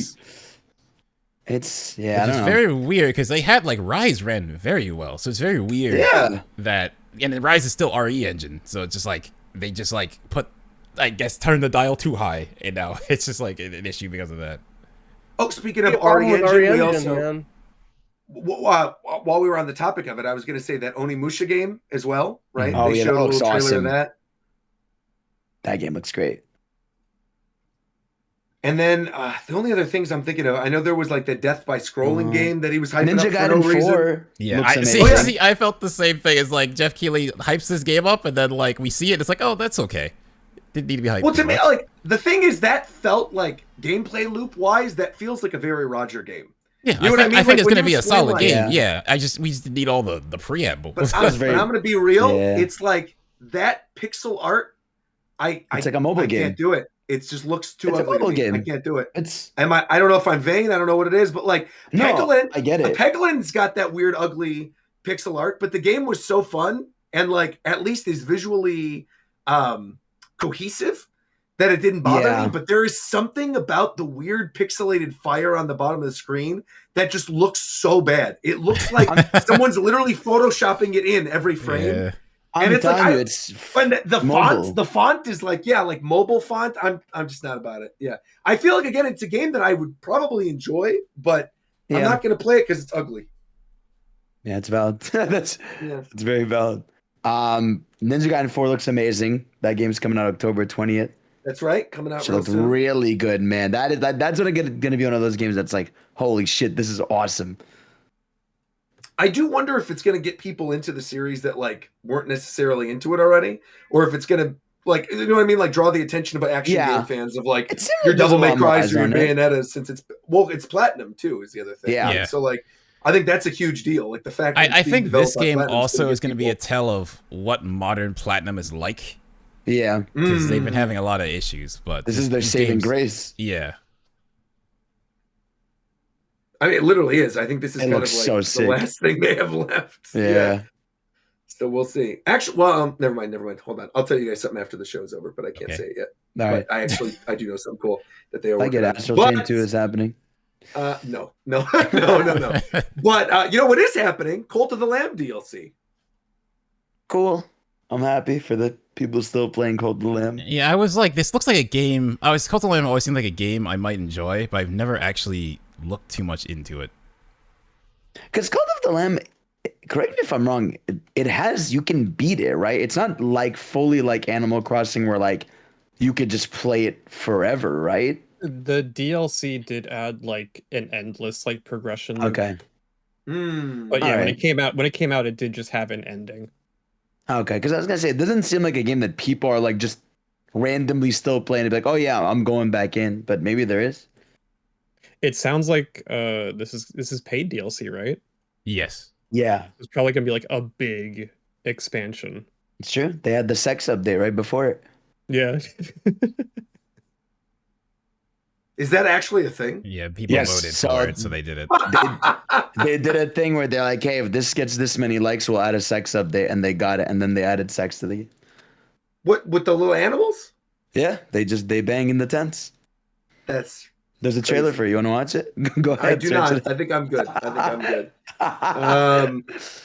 Oh, speaking of animals having sex, though, we got Bubsy 4D. What the fuck? We do not need to talk about Bubsy 4D. No, okay, hold on. Okay. I actually like that got a new game before so many other platforms on that.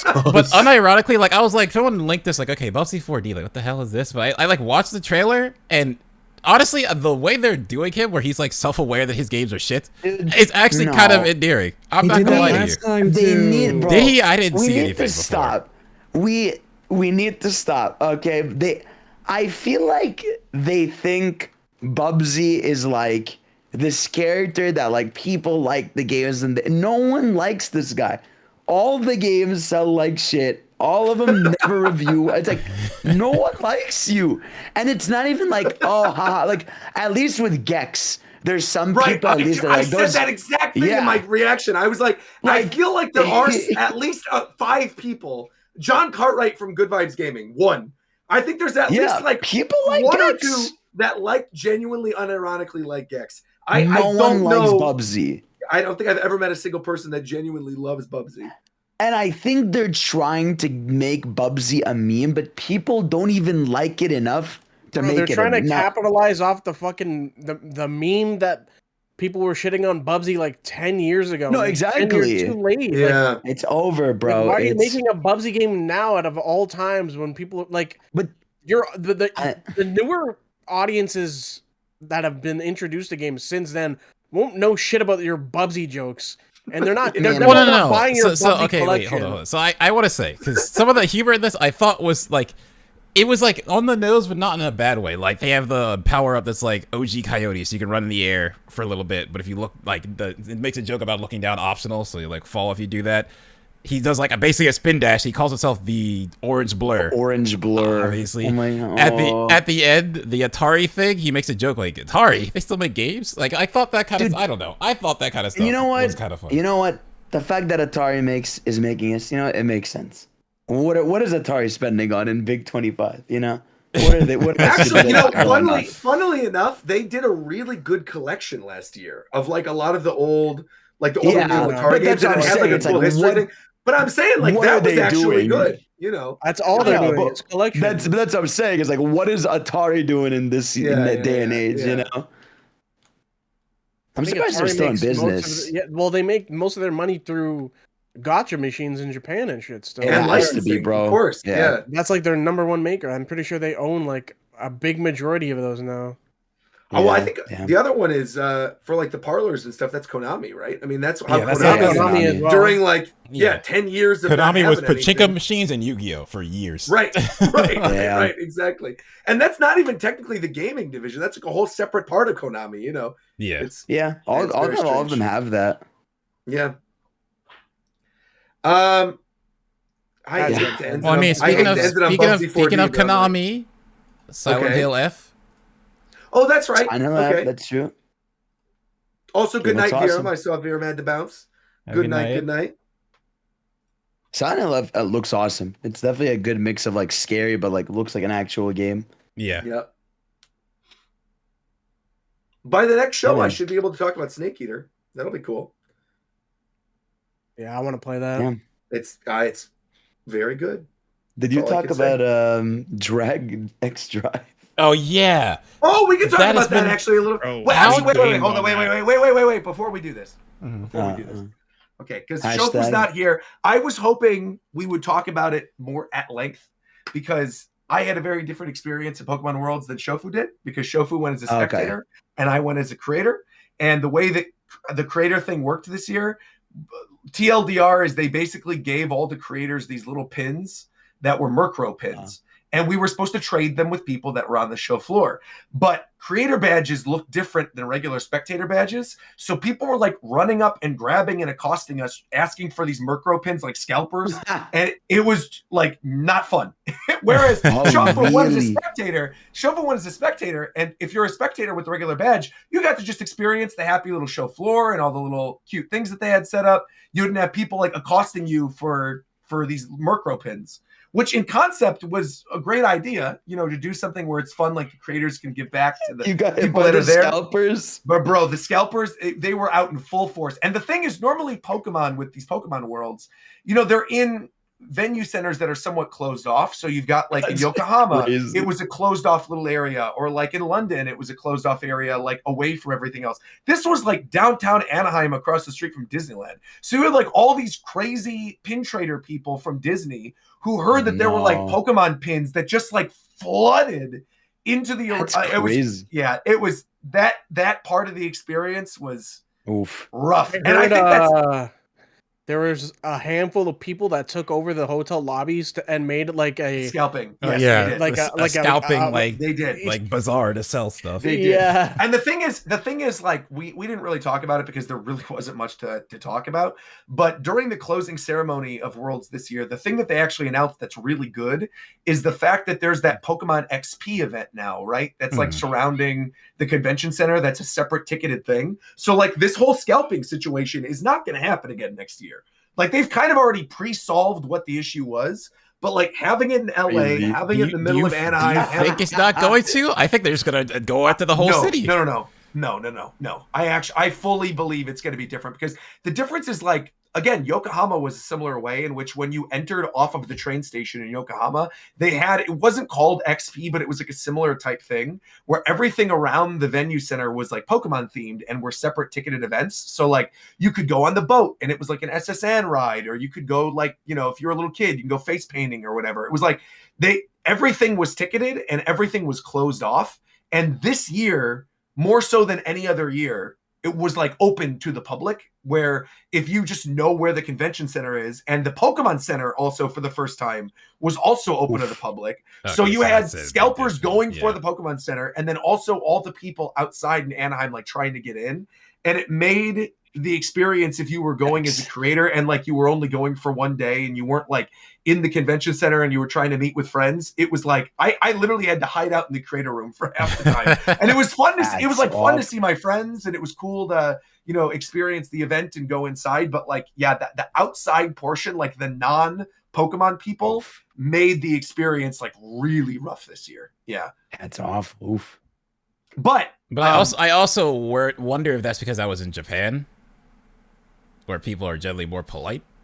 No, I really do think it was because things were cordoned off. Like I think with San Francisco, there might be scalpers like outside the big XP area, but the XP area is literally like 5 blocks of the city, plus the arena is a whole separate thing, plus the convention center. So I really don't think it's going to be nearly as much of an issue next year at all. Yeah. And I'm sure like Pokemon's aware of it and stuff too. Like the Murkrow pins became a joke between all the creators where we were all like trauma bonding over these Murkrow pins. Yeah, that sounds like such a fun idea. They definitely should not do that again. No. And it was a cool concept. Like the idea behind it was cool. Yeah, because you're like giving it to kids or something. It's supposed to be like fun, exactly. But exactly. It's like but people going to McDonald's and buying all the Happy Meals and then just throwing them on the trash and just taking all the Pokemon stuff. Yeah, it's like it's kind of ridiculous.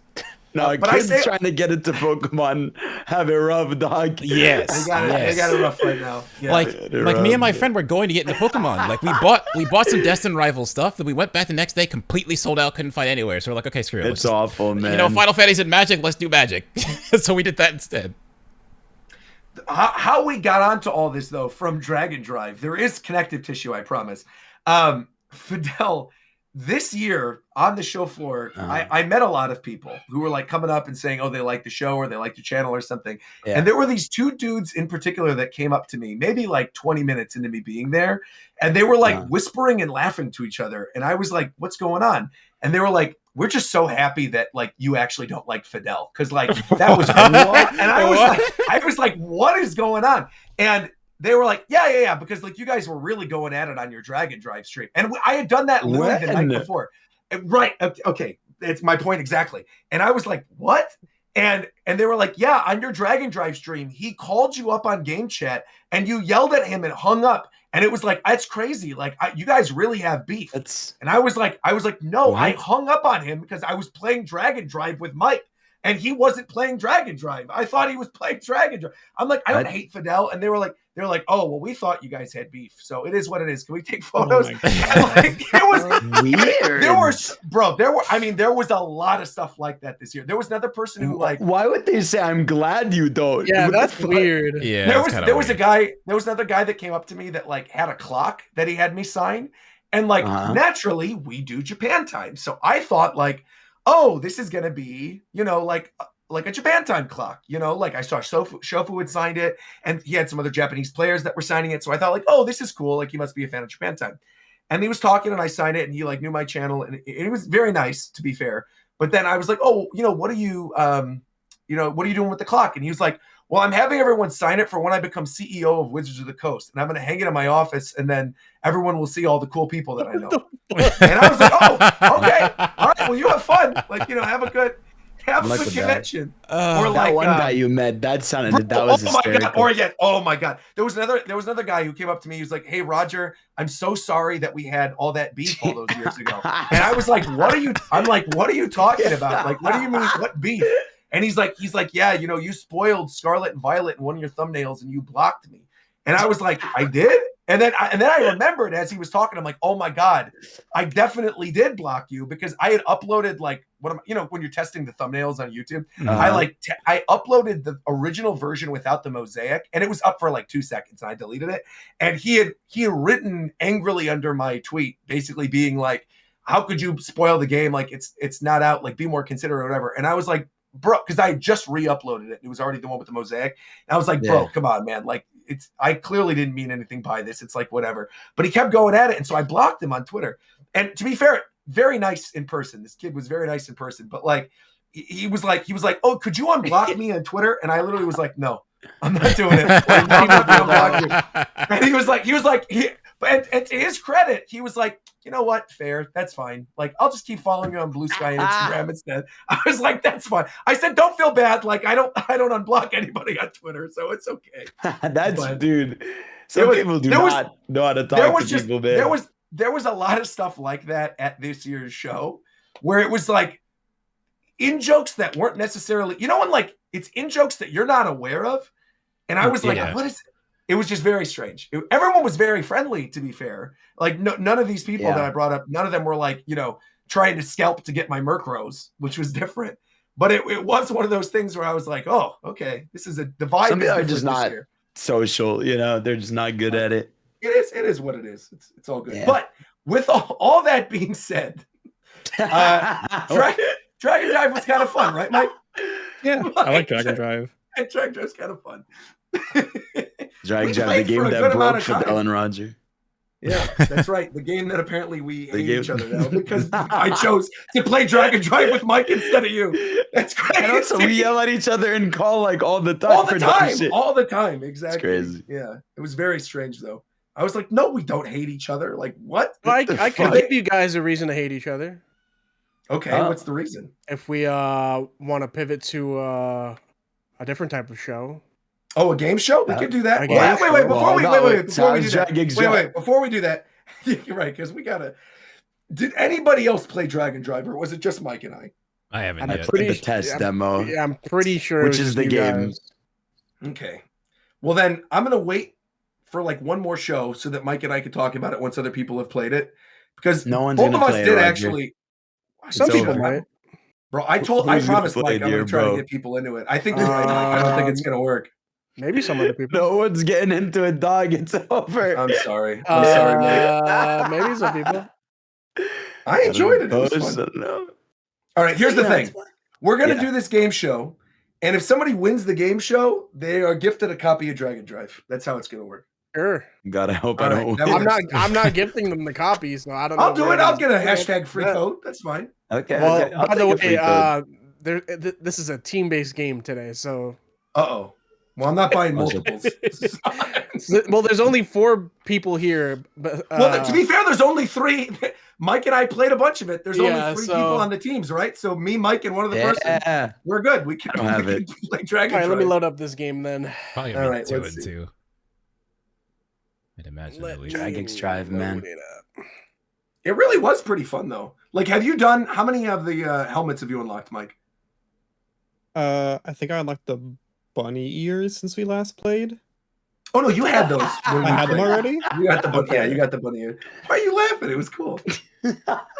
Bro, it's enough. No See, this guy is an asshole. I do hate this. No, those 2 guys were saying. Enough. No more, man. Oh well. All right, let's see this game show. What's this all about? Right? Let's see. All right, let's see. Give me 1 second to pop it out. Okay. Japan Time Games. Kirby Air Rider leaks bankruptcy documents, Gamescom leaks, and Discord manifesto by Games. Oh, dude. Did you... Roger, did you tell them about your reaction to the indie showcase? The reaction to the indie show. Oh, yeah. That was dude, the indie show. I didn't bother. You mean the one when I was in New York that they did? The Indie World? Yeah, that was Indie World, bro. That's bad. Now, cause... All right, y'all ready to play the Japan Time Podcast game show today? Let's go. Yes. Ladies and gentlemen, welcome back to another week of the Japan Time Podcast game show where I come up with a game for the cast members to play. This week, we got a fun little game set up. What I'm going to need... Well, since we only have 4 other people that are playing, I need 2 teams of 2. Join me, Mike. Right, I'm saying Team Sonic. Dragon Drivers versus the Sonic. Team Dragon there you go. Dragon Drivers versus Dragon Sonic. All right. Yeah. Versus the Sonic Riders. There we go. That's crazy. Yeah. Dragon Drivers versus the Sonic Riders. This is crazy. So, earlier in the week, I sent a Google form to everyone in the Japan Time Discord, and not the cast members, but you, the viewers, were able to fill out a Google form. So if you're not in the Discord, make sure you're in the Discord. So a lot of you contributed to this game show. So I thank you guys for your feedback and your help for this one. Today, guys, we are playing Japan Time Feud. Fuck. Okay, fun. All I right. don't need to explain it. We are playing a family feud. It's going to be a little different because the teams are smaller, but that's fine. It'll make it a little bit faster. All right. So, this is how it's going to work. We are going to start. Which you guys? I'll let you guys decide who on your team will be going up first. Mike, you want to go first? I think it'd be fun if you go up first. Okay, I'll go first. I'm throwing you to the wolves. How you feeling, Fadel? Okay. I got it. I can go first. Do we have a buzzer? So, your buzzer will be the Discord chat. Okay. Where the side chat or the podcast chat? Do it in the podcast chat because it's easier for me to look at right now on my monitors because I have a lot of stuff up. You will enter anything in the Discord chat to buzz in, but like the podcast chat, like the main podcast chat. We gotta give you the. Maybe I can open up access to that as a guest. What? I didn't. No, I can make this work. I can make it work. Mike, give me one second though. Yeah, we'll just do it in the side chat then. That works. I'll just minimize this for now. That Okay. Yeah, this will work for me. Yeah, perfect. Mike said like here. Yeah, We're exactly. That's good. We're showcasing this. Perfect. Is there a way to separate the side chat from the pop out? I don't know. I don't think so. What the hell is this? What is this, Jamie Lee Curtis? What is that? What just showed up on your screen there? You were there. You were there when he said this. Yeah, I was. Yes. What is this? Does everyone have Mike? Do you have access to the? We can do guests. All of us could see But guests. said we're blocking this. Oh yeah. Go to the guest channel. Just go to the guest channel. Okay. Everyone just type it in the guest channel. Okay. All right, in the guest channel. Oh, cool. Where's the? Oh, okay. Hold on. Where's the guest channel? Right here. I'll right tag below you. podcast. There we go. Fidel, I got you too. So what are we writing here? This is where we buzz? So you're gonna buzz in there. You type like the fastest thing would just be one character. And Mike, then what is that? buzz. What is that thing? That's Ricky's homunculus. Ricky's homunculus. Oh The thing my Wisdom God, made that's for the right. card contest. That's right. The way it'll work is I'm going to pose you guys the prompt. Buzz in after I say it. If I see anything before, it will not count, and the other team will get the prompt. Okay. Wait, Other do than we have that- to wait for you to finish saying it, or can we buzz in mid? No, Okay. we gotta for me wait to for you to say it. finish saying it. Because the way this works is I couldn't get the questions to show up after I say it. So Okay. other than that, you guys know how Family Feud works. So here we go. Question 1. I asked 100 Japan Time listeners. Name the best Mario game. That was Mike, I believe. Yeah. Mario Odyssey. Hold on, my fucking windows are fucking up. Sorry, you said Mario Odyssey? Mario Odyssey. Show me Mario Odyssey. Okay. All right. Fidel, your go. You can still get the number 1 answer. The best Mario game. Name the best Galaxy. Mario game. Galaxy. Show me Galaxy. And that's the number 1 answer. Fidel, you can choose whether or not you want to play or pass. Play. Okay, you guys are going to be playing. Now, McDareth. Yeah. Name the best Mario game. Mario 64. Mario 64, good answer, good answer. Do we have Mario 64? We do have Mario 64. Yeah.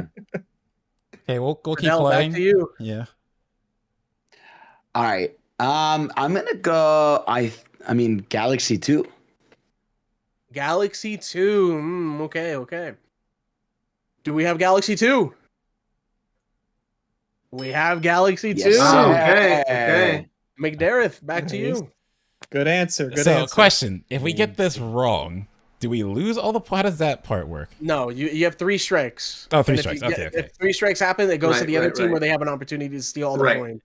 All right. Right. Oh, steal all the points. Yeah. Okay. Yeah. Galaxy Odyssey 64, Galaxy 2.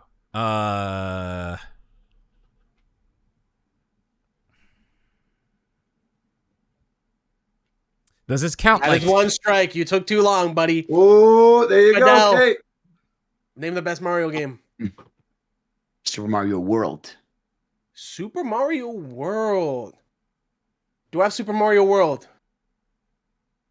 We do have Super Yes, Mario Sam. World. Okay. McDareth. Can I consult Oh, with my team? shit. No, you cannot consult with your team. Oh, no. 3D World. Okay, good answer. Good answer. Do we have 3D World? We do not have 3D World up there. Okay. Fadel, this is leaning on you now. Shit. Do you have any Okay. ideas, Mike? I have I have an idea of what it might Okay, be. we're cool. All right, cool. He said 3D. I'm gonna go Mario 3. Okay, Mario 3. Do we have Mario 3? We do not have Mario 3. It's going to go over to Team Dragon Drive. All right, Mike. That's one opportunity. I think it's your turn, right, Roger? You guys can choose. You were the one up. You're going. If Oh. you have an idea that's better than me, yeah. Okay, I'm gonna go with. Can I ask a question real quick? No. Okay, whatever. Mario Wonder. Ooh, good Ooh, call. Mario Wonder. I forgot about Wonder. That's crossed good. my Yeah. mind, but I didn't Show know. me Mario Wonder. No. There is no Mario Oh, Wonder. no. Unfortunately. Okay. So, Team Riders will get the points here. They will get dang. what Yes, is it? Sam. 40, 50, 52. You guys will get 58 points. Keep track of that on your end, by the way. Easy. Okay. What was the number Fidel. 3 Thank you. answer? It was Sunshine. Sunshine. Wow. Cultured Yeah. people in the chat. That's all right. You're gonna also have to remember. Ooh. I'm going to remind you. These are the answers from the listeners. Right, correct. Keep that in mind. That's what I'm saying. I didn't think the listeners would be saying All right. Sunshine, but all right. Next question. Can I have Roger and McDareth ready to got go? All right. Yep. I'm ready. The next question. Who has the biggest ass in video games? That is McDareth for me. What? Okay. I'm gonna start with Zero Suit Samus. What? Good answer. Good answer. I mean, good Do we have- answer. Yeah, my bad. Do we have Zero Suit Samus? No Zero Suit Why Samus. would you Roger. say Zero Suit I got Samus? Psylocke and Marvel Rivals. Who? Psylocke. So Psylocke and Marvel Rivals. Do we have Psylocke and Marvel Rivals? We do not. All right, Whoa, McDareth. okay. You guys can choose whether or not you want to play or pass it over. We should play. Okay. Would it go to Easily. Fidel, or do I have to go Actually, again? hold up. No. Sorry. No. You guys need to keep guessing. Keep I'm guessing. Yeah, right. I was So- going to say. No, you need to keep guessing. Okay, Oh, so it's okay. Chun-Li. Chun-Li. Do we have Chun-Li on the board? That's probably it. Chun-Li is the number Yeah. one answer. All right, Yeah, now, come on do you now. want to play or pass? Fuck, this is so hard because I have to think of all in video games. In this specific server, though. We can play. I feel like I got All right, this. you guys are gonna play. All right. Okay. All right. Back to McDareth. McDareth, who has the biggest ass in video games? Twin Tail. Twin Tail. That's a good one. That's a good one. Twin Tail. It's Do we have respectable. Twin Tail on the board? Twin Tail is Yes, on the sir. board. Nice. Good call. Good call. Okay. All right. Fidel? My Shiranui. Ooh, my Shiro. Who? Okay. My my what? Not on the board. Not on the board. The server is uncultured. Okay. McDareth. Bro, this is I'm not staring at people. Come on, man. Bro. This is so Roger coded. What the hell? What are you talking about? Fuck, a Cammy. Okay, That's Roger coded. That is, Cammy. you're right, you're right. But it's not on the board, unfortunately. Nice. I got it. Team Dragon I got Drive. this, Mike. You got it, Roger. I got Got it. I got it. Yeah. Roger, Give go me. ahead. Show me 2B. 2B. Is 2B on the board? 2B is on the board. Nice. You guys have gotten 40 points for yourselves. Let's see what the Let's go. Okay. let's see what the rest of the answers were. Number 6. Donkey Kong. Bro. Fucking freaks. Number 5. Bro. Solid Snake. Oh, that's a Fucking good. I That's need a it. good Fair choice. enough. That's fair And enough. number 2, Captain Falcon or something. Watch. Wario. Oh no, Wario. Okay, Wario's yeah, good. Come fair on, man. That makes sense. Fair That's enough. true. All right, can I get Mike and Fidel up again, ready to go? All right. Step. The next All right, question. Name a game that starts with Super. Fadel. Super Mario Galaxy. Okay, good answer. You know, we'll call back to the first one. Yeah, Not on the board. What? Mike, you have this. Come on. Super hot. Super hot? What? Like the shooter? That one? Yeah. Okay. Super hot. Not on the board. Oh my god. McDareth. Super Smash Bros. Oh no! Super Smash Bros. God, this is what when you said Super on, I was like, Super what? Smash Bros. Is the number that's one number answer. one. Yeah, for sure. Crazy. So you guys want to play or pass? Super. I think hot. play. All right, then you're gonna play. I was thinking of stuff that like where the super was important to the title, but I think my Smash Bros. I just God, think man. Smash Bros. All right, Fidel. No, it's Super Smash. Name a game that Bros. starts with Super. Okay, I'm gonna go so Super Metroid. Ooh, okay. Super Good one, Metroid good is I it on the that's board? one where people say the full name. Super Metroid Yeah, is on the okay. board. Yep. McDareth. Super Mario Bros. Ooh, Good answer. Do we have Super Mario Bros? We do not have Super Mario Bros. no. Didn't you already say Super Mario Brothers? No, that hasn't been said. Oh, okay. Fidel. Okay. Fuck. Super Mario 64. Good answer. Do we have Yeah, Super it's Mario definitely- 64 on the board? We do. It is Super Mario that 64. specific. Okay. Yep. Okay. All right. Super Smash Bros. Ultimate. Oh. I will say Super Smash Bros. Was all encompassing, so Oh, I'm okay, gonna let okay. you pick another one. Okay. And it just so 64. A Super Mario Odyssey. Ooh. Do we have Super Mario Odyssey? No, we do not have Super Mario Okay. Odyssey. Team Dragon Drive. Mike, you want to take it? Because I think I have one. I think I have one that you one? would say. Yeah. Okay, then yeah, you take it. Okay. Show me Super Monkey Ball. Do we have Super Monkey Ball? Ooh. That is the number 2 answer. Let's go. Team Dragon Drive, you Okay. guys get 50 points, I believe. I see how those works. Oh, nice. All right. Sometimes Very it's better good. to just let them take it. And Let's see if what we else can is take on the it back. board. I see. Number 5 was Super Paper Mario. That I don't crossed know. my That's a crossed good one. my mind, That's a but it good was one. like I That's a wouldn't good say one. they Unique fuck. entrance for this game. I don't know why. And then number 4 was Super Meat Boy. Oh, damn Super it. Meat Boy. I should have thought of Meat Boy too, considering we just had that new game got announced like 2 Yeah. weeks ago or something. No, I just know we talk about Monkey Ball all the time on the show. I was like, I'm sure. Yeah. Also, we have a lot of Sega heads in here. I was like, Monkey Ball Yeah, just made a yeah. lot of sense. You got to remember Yeah. what the audience is thinking. Right. Can I get Roger and McDareth up on the board here? You got it. Yep.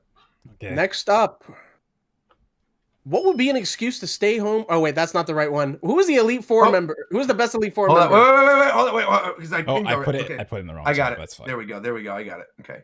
All right, I'm gonna give this to Roger. Who's the best Elite Four member? Lance. Show me Lance. Show me Lance. Lance is the number 1 answer. Would you like to play or pass? Please pass. Please pass. Really? Are you sure? I don't know these guys. Okay. We'll pass. We'll pass. All right, they're gonna pass. We are in the lead right now. I'm gonna trust my teammate Mike. McDareth, Fellow Dragon who is the Driver. best Elite Four member? Shit. Okay, good call, Mike. Good call. All right. Agatha. That's good. Agatha? Yes. Show me Agatha. Not on the board. Fuck. Fidel. Cynthia. She's Show me Cynthia. a champion. That is the number 3 answer. Yes. What? Still an answer, Oh wait, though. wait. Yeah. The champion counts. Yep. What? it is. I figured. Yeah. What? Okay, blue. Show me Blue. Not on the board. Yeah, that was Oh. good call, Mike. All Fidel. right. Good call. Okay. Fuck. I'm so bad at knowing these guys' names. Falcon. What? Falconer. Falconer. Show me Falconer. I don't know who the fuck Falconer is. Mike, back to you. Who's the best Elite Four member? Yep. All right. Oh, okay. You got this. I'm gonna go with Larry Coast.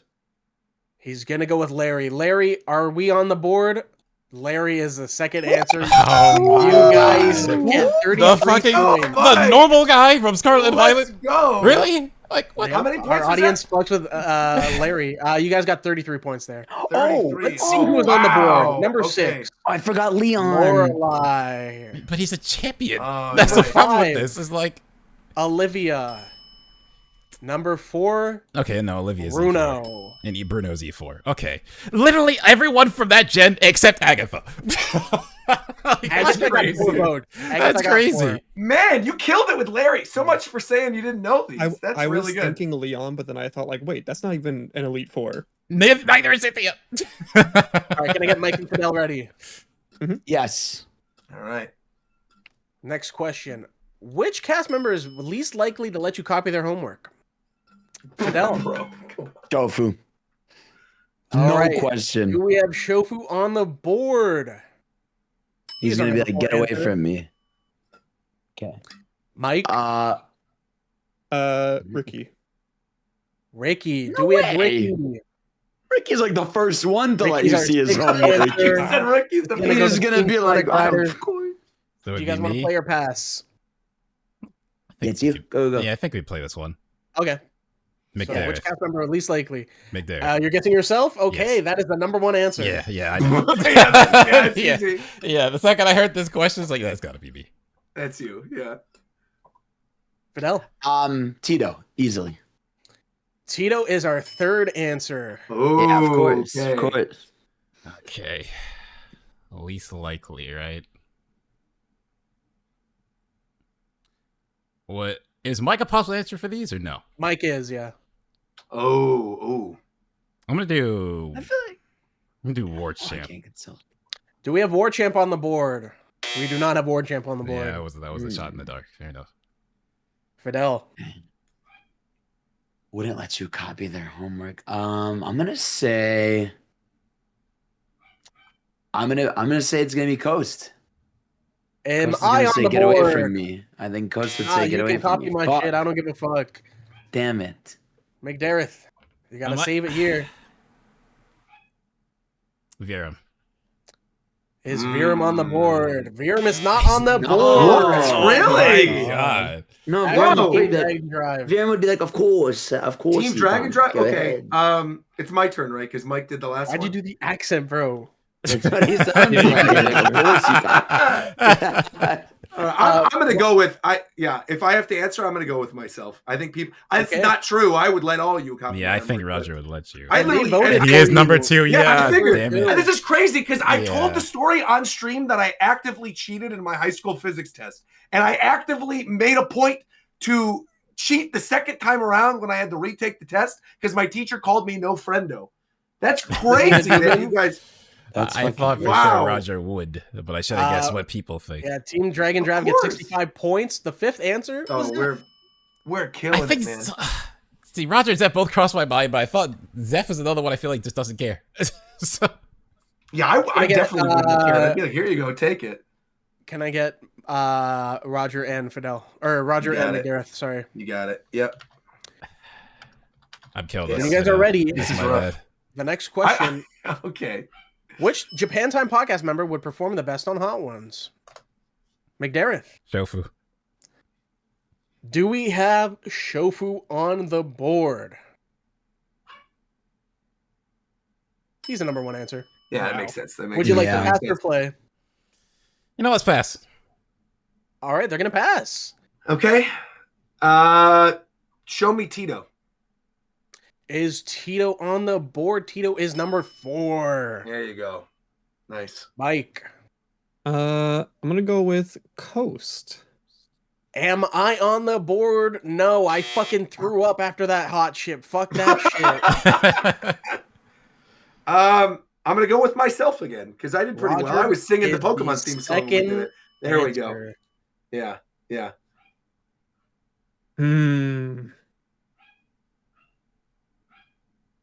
I'm gonna go with Fadel.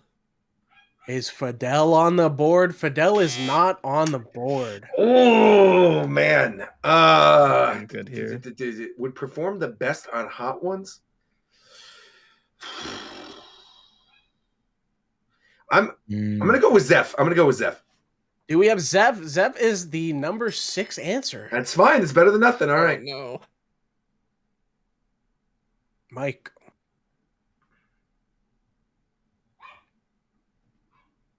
So it wasn't Coast and it wasn't Yeah, so who did we guess that wasn't it? It wasn't Coast and it wasn't Fadel. Fucked up. I'll just That say is Ricky. too much time pass. Too much time pass. I'm He gonna said pass it it though. over. Oh, okay. It doesn't matter. It doesn't matter. Fadel and that's McDareth. fair. All right, I guess it would be McDareth answering. I had it in my head. Oh, Viram. Is Viram on the board? Viram is on the board. Nice. So are you guys with how many points is it? 59, 70 points have been added to your total. Nice. The Okay. fifth answer is Ricky. Come on, man. Yeah, I feel like that's Are like you kidding me? Unfortunate. It's crazy since he said Ricky too. That's insane. Yeah. All right. Can I get Mike and Fidel? Uh-huh. Yes. All right, here we go. Name a superpower that might come in handy when watching the Japan Time podcast. Fidel. What? Power that might come in handy when watching the Japan Time podcast. I'd say the power to teleport. Do I have teleport powers? We do not have teleporting powers. Because like people are like, oh, I can't make it or I'm outside, so they can teleport back home to be on the show. That's crazy. The power persuasion? I don't know. Do we have persuasion? That is incorrect. Dang. McDareth. Super speed. Do I have super speed? No. Really? Roger. Like a mute button. Muting notifications. I'm gonna give it to you because it's sort of under the umbrella. Okay. Super hearing. Okay. We are for sure passing on this one. Most All right. Definitely. Fidel. We are passing on this. Name a superpower that might. I'm gonna say honestly, the ability to blow someone up instantaneous. Yeah, I'm just gonna give it an immediate X right there. Time powers.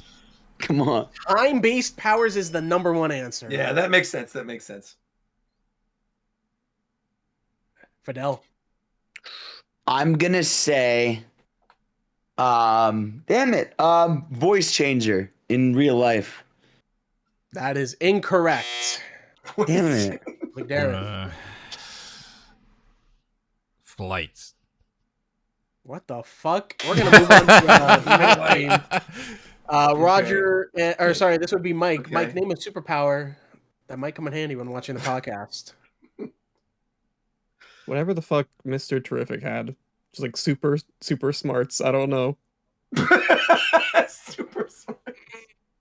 I'm unfortunately not gonna give you that one. Oh man, okay. This is gonna go 39 points towards the Team Sonic or whatever. Dang, okay. Let's see what we have here. Number 4, memory wipe. Oh my god. Number 3, telepathy. Oh, telepathy. Mind control would have been a good one. I didn't even consider mind control. Like whenever Tito went on that rant about Min, it's like for some reason, like omnipotence was like one below memory wipe. I was like, what the fuck is that gonna do for you for watching the podcast? omnipotence. Yeah. All right, can I get Roger and McDareth? Yeah, Yeah. I got you. Next up. If you could add someone to the podcast, who would it be? Oh, Roger. shit. Pokemon. Do we have Crazy. Pokemon? We do not have Pokemon. That's impossible. McDareth. That's impossible. Maximilian, dude. Do we have Maximilian, that's a good dude? one. We do not. Actually, Oh, okay. no. Wow, it's not Pokey or Max. That's crazy. Who would it be? If chat could add someone, who would it be?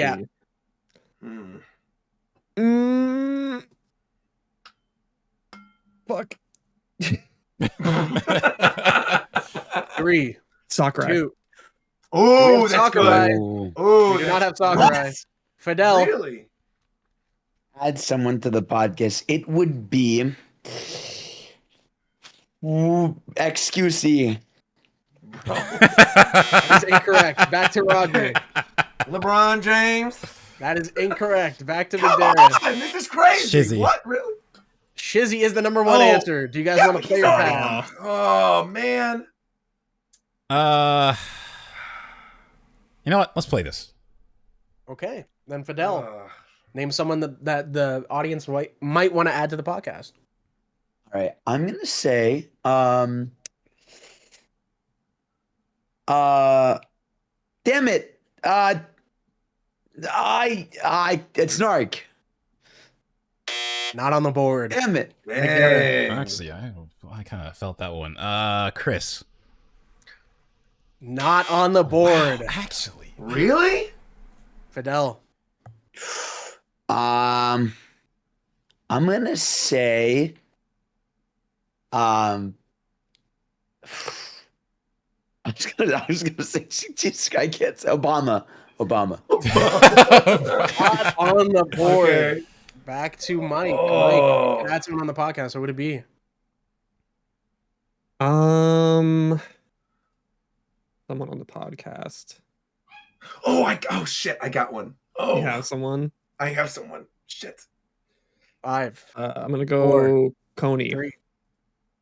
And you Ooh, guys good. take it there. You guys Yeah. get 17 Let's points. go. Let's go. Let's see what our audience was thinking. Number 4, Fadel. I was like, I knew Actually it. hysterical. I That's actually awesome. knew it. I knew That's it. actually awesome. so funny. I knew it. Number That's 3 awesome. was Reggie. Oh, Reggie's a Fun good fact, one, man. Fun fact. But Everyone, there were a bunch of people that had 4 votes for them. Pokimane, Max, Obama, Chris. I knew and Obama would be Sir here. All had 4. That's You guys awesome. just we're unfortunate with the guessing. Real quick, how many more questions do we have? Only 5. Is it okay if I take like a quick second? Yeah, because it's Roger up next, anyways. I Oh think, yeah, I'm right? up next anyway. That's fine. I'm good. Also, how many points did we get added to 188? 17. 17. Okay, cool. So it is going to be. All right, 2 Roger 5. and McDareth, I think. Yeah. Okay, cool. Okay, next up. If the Japan Time podcast got a sponsorship, who would be their first one? Oh, And that's going to be Roger because McDareth typed something while I was still talking. All right. HelloFresh for sure. That's of course. Do we have HelloFresh? That is our number 1 answer. Would you like to play or pass? I'm gonna pass. Okay. So McDareth. Blue Chew. Is Blue Chew on the board? Blue Chew is the number 2 answer. Fadel. I'm gonna go Nintendo. Ooh, do we have Nintendo? That's a good one actually. We do not have Nintendo. Yeah, I kind of. Roger's nothing apparently. Damn. Well, okay. To be fair, they sponsor me. They would never, in fresh hell, ever sponsor me. There's no world ever in which they're like, we're but gonna the have fans. a Yeah, but you know fun the Mario fans Party could hope. stream. I see the vision. Yeah. The fans could hope. I don't think there's any world ever in which Nintendo says we're Nintendo sponsor me, you bastards! Enough. Bring cocaine and Mario. All right, then Fidel, who's next? MeUndies. Okay. Is MeUndies on the board? That's the Whoa. wrong one. Oops. I'm just gonna give you guys this one. Fuck it. MeUndies Oh was here. no! I'm Yeah. just gonna give it to you guys. I How fucking. many points is that? Just don't ordered give us. my shit Don't give wrong. us Manscaped. That's fine. Sure, I won't give you guys Manscaped. Yeah, So that's that fine. is 43 points to them. Okay. Wow, it's getting close. This is getting real close. Yeah. You give it like a second for Mike, I guess. 40. You said 43. 43. Yeah. 43. Wow, that's 205 to 210 right now, man. Close game. Very We're close. close to being to the end, so that's good. Okay. Wow. Okay. Guys, We're just gonna keep it moving. All right, Roger and Fidel, here we go. Yeah, it's fine. I'll go up. It's okay. Guys, why did someone? I need to show you guys this. Look at the podcast chat or the guest chat. Sure. Why did I get this in my tweet replies? To Look what? look at what the tweet. I don't know why this says this. Oh my goodness! Why would they write that? Fuck? Why would they write that? What? I don't What is that even know. supposed to be? Why? I don't know. What's the context of that? I don't know. All right, here we go. I just Ready? seen it on Kirby's Okay, I'm timeline. ready. I'm ready. All right. Roger and Fadel. Yeah. If the Japan Time podcast had a video game, who would develop it? Roger. Nintendo. Okay, is Nintendo on the board? They are not. That's actually crazy. All right. Fadel. If Japan had a video game, who would develop it? Bandai Namco. Is Bandai Namco on the board? They are not. It goes back to me then, since my Mike God. is still gone. Oh, yeah, Mike's here. Mike's here. Okay, it wasn't Nintendo and it wasn't Bandai. The question is, if the Japan Time podcast had a game, who would develop it? Suda 51. Suda 51. That's a good choice. Not on the board. Oh Garrett. man. Monolith Soft. Is Monolith Soft on the board? It is not. Back to Roger. Wow. No one wants to make this game. Sega on the board. No, What? No, they're not. Actually crazy. Fidel. I'm gonna say limited run games, and we're gonna die. You're kind of yeah. I respect that. I respect it. Team Meat. What the fuck Hey is yo, Team Meat. Okay. Sakurai. Roger? Kojima. I don't know. What are they doing? Fidel. Miyamoto. Mike. What? I'm gonna go with Square Enix. This is Okay, is Verum. the answer no one? Verum. No, wait. We're done. Verum. And there's the number one answer. Do you guys want to play or pass? Pass. man. Pass this shit. That's Pass it. actually foul. All We right. didn't get that. Oh, If the Japan man. podcast had a video game, who would develop it? And we get 3 strikes, right? Even after Yeah. all the ones we just went through? Yeah. All right. Yeah. Capcom. Mike. Jesus. Oh. Never mind. Okay. Yeah, I got Fucking Edmund McMillan. it. Roger. Arc System Works. There we go. That is the number 2 There we answer. go. Oh, there we The go. fuck? All right. Very good. All right, Mike. Tim Schafer. All right, we're gonna go over to Team Sonic. Fidel, who Yes. is someone that would develop the Japan Time video game. Izuka. And the points are gonna go Oh, to All right. Team Dragon Drive. I am so curious was who the Toby hell the other Fox one? choices That was like Number the only 4. thing that popped in my head. Game Freak. Game Freak. Oh. Number 3, Atlas. Atlas. Wow. Atlas. So not Okay. Sega, but Atlas. Yeah. Okay. I see. All right. That's fair. All right. You guys get 25 points. So that's now 220 to 210. Wow. All right. Okay. Oh, And they shit. caught up. Oh my god. Yeah. Now yeah. let me get They caught Mike up and quick. Fidel. Hello. Name a sport that your Japan Time podcast would be best at. Basketball. That was you first. Yep. Basketball is the number 1 answer. Do you want to play or pass? I would like to play. Okay. Okay. McDareth. Name a sport that Japan Time podcast would be best at. Sprinting. That is incorrect. No. Fidel. I'm gonna say soccer. That is incorrect. What? McDareth. Damn. Hockey. And that is 3 strikes. We're gonna get All over right, to I thought Dragon there was Drive. enough Canadians that would work. We are Team Dragon Drive is going to go esports. Esports. Is that up there? It is not. That Oh, was, honestly, I thought that was so good. So I was like very scared that you sniped that. I was like, damn, that's actually... Esports had a good amount of votes, but it wasn't on there. Number 4, ping pong. Okay. Shoot. Number 3, all right. volleyball. What? Enough of us watch number Haikyuu, two- Why though? Haikyuu. I guess We'll okay. talk about Number Haikyuu. 2 is baseball. None of us play baseball. Yeah, Literally not a single yeah. one of us. Ever. It's never even been talked about once. 29 points Well, you know to what? Team we Sonic. sniped the one that mattered. We'll take that. Yeah, the So- basketball one. I believe. Let me ask, hold on. I want to ask real quick, Fadel, why did you go with basketball, perchance? What? You act like Shofu hasn't had a bunch of shit about basketball. Yeah, exactly. That's why I was saying exactly, exactly. It's why I was Yeah, no, exactly. Literally the That's only 'cause of person Lola who ever Bunny. talks about sports ever on this show, ever. And we have our regular gag of Space Jam. Exactly. With Lola Bunny. So It's who has the literally most points only right now? sport. Currently, Sonic team is winning 239 to 220. All right. Yeah. That was the end of the main game. We're gonna move on to the final feud now. Oh, wow. Where Okay. Okay. The quick round. Fidel and McDareth are gonna be going on to the quick round. I need one of you guys.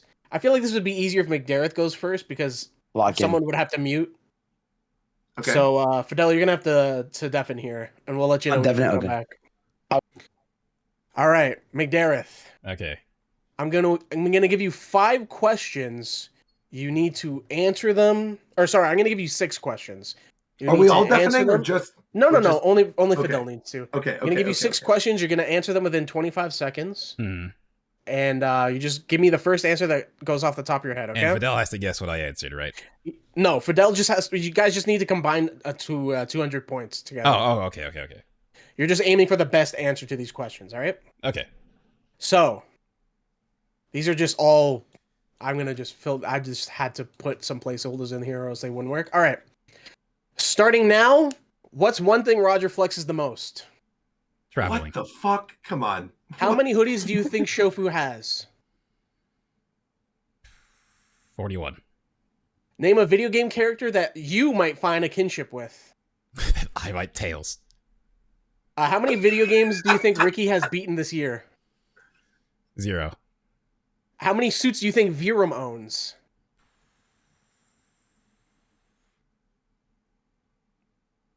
20.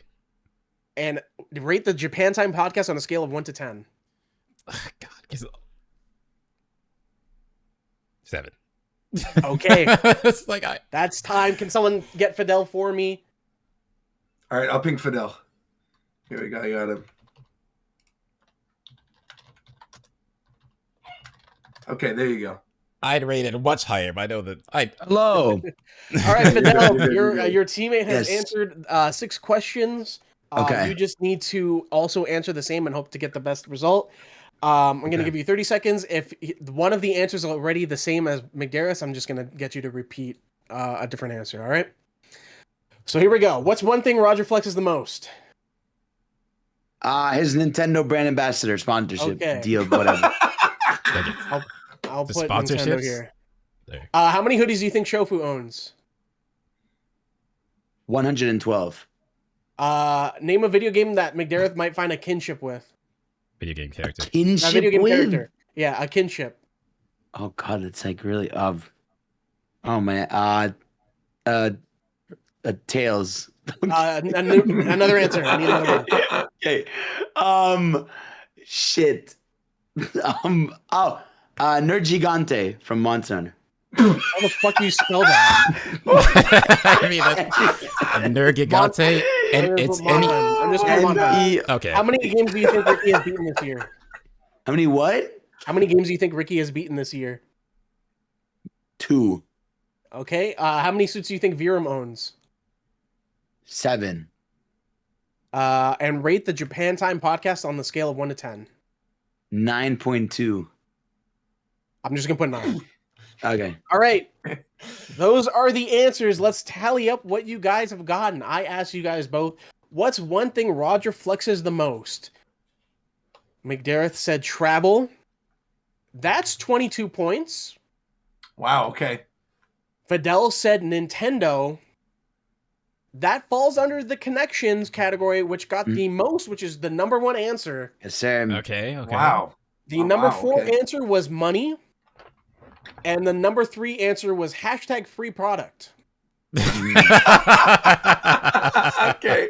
Hashtag free game, hashtag free product. That's The true. next question I asked you guys, how many hoodies do you think Shofu owns? McDareth said 41. That's 0 points. Yeah. Fadel said 112. I'm going to give it to you. It's over 100, so that gives you 13 points. All right, I'll take that. The number 1 answer was number 4 was 30 exactly. The number 3 answer was 1. The number 2 answer was 20. Oh, yeah. And then the number 1 answer was over 100 / all of them / Yes, infinite. sir. So yeah, I should have guessed Every 1 hoodie. because the gag is he's been on the stream of the same hoodie. Yeah. Right. All right, the next question. Name a video game character McDareth might find a kinship with. McDareth, you said Tails. That is the number 2 answer with 10 points. Number 2. Oh, it's got to be Falco, Fadel, obviously, you right? said Nergigante Oh, yeah, from Monhan. That is 0 points. Fuck. Number 4 answer really was Rivali. From Rivali? Oh my fucking god. Number 3 answer was Silver the Hedgehog. Okay. And the number 1 answer was Falco. Yeah, okay, for Falco, sure. Yeah. I asked you guys, how many games do you think Ricky has beaten this year? McDareth, you said 0. That is the number 1 answer with 28 points. Yeah. Wow. Fidel, Okay. you said 2. That is the number 2 answer for 24 Hey, points. let's go. Okay. I'll take The it. number 4 answer was 3, and the number 3 answer was 1. So, Okay. yeah. Wow. I asked you guys, how many suits do you think Virum owns? McDareth, you said 20. That is going to get you 0 points. And Fidel, you said 7. That is going to get you 0 points as well. Fuck.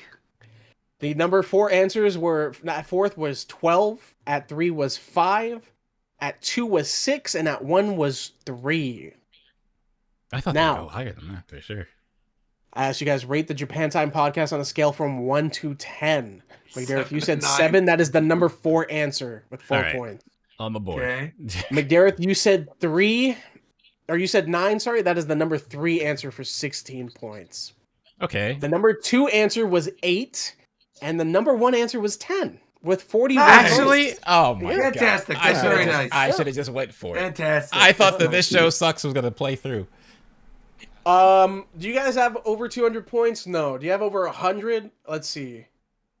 That's 20, that's 44, that's 62, 72. Yeah, you guys hit over 100 points. You guys win this week's game show. Yeah. Congratulations. Let's do it. Now, When the big comeback, Fidel, big comeback. your We did it. We prize. did it. We locked in. You guys get Dragon. What Drive. will you guys You know be that. winning this week?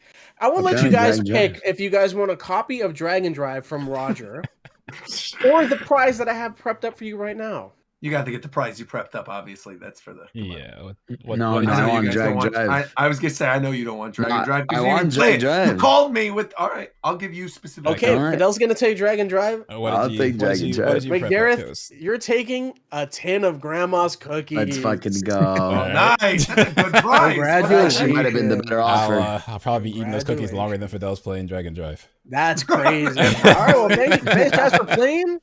We'll be back next time where I'll probably steal another very popular TV game show.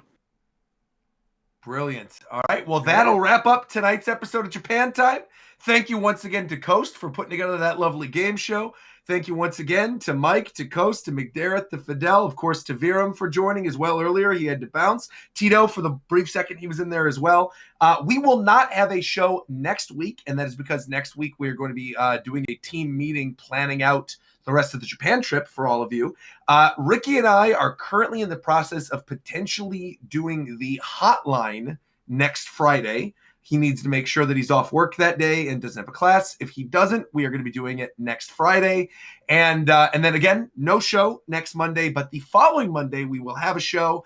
And I believe, McDareth, this is the long-awaited Spiff collab episode. Yes. And yes, where this we will also be. have the guest come on, right? The top donor.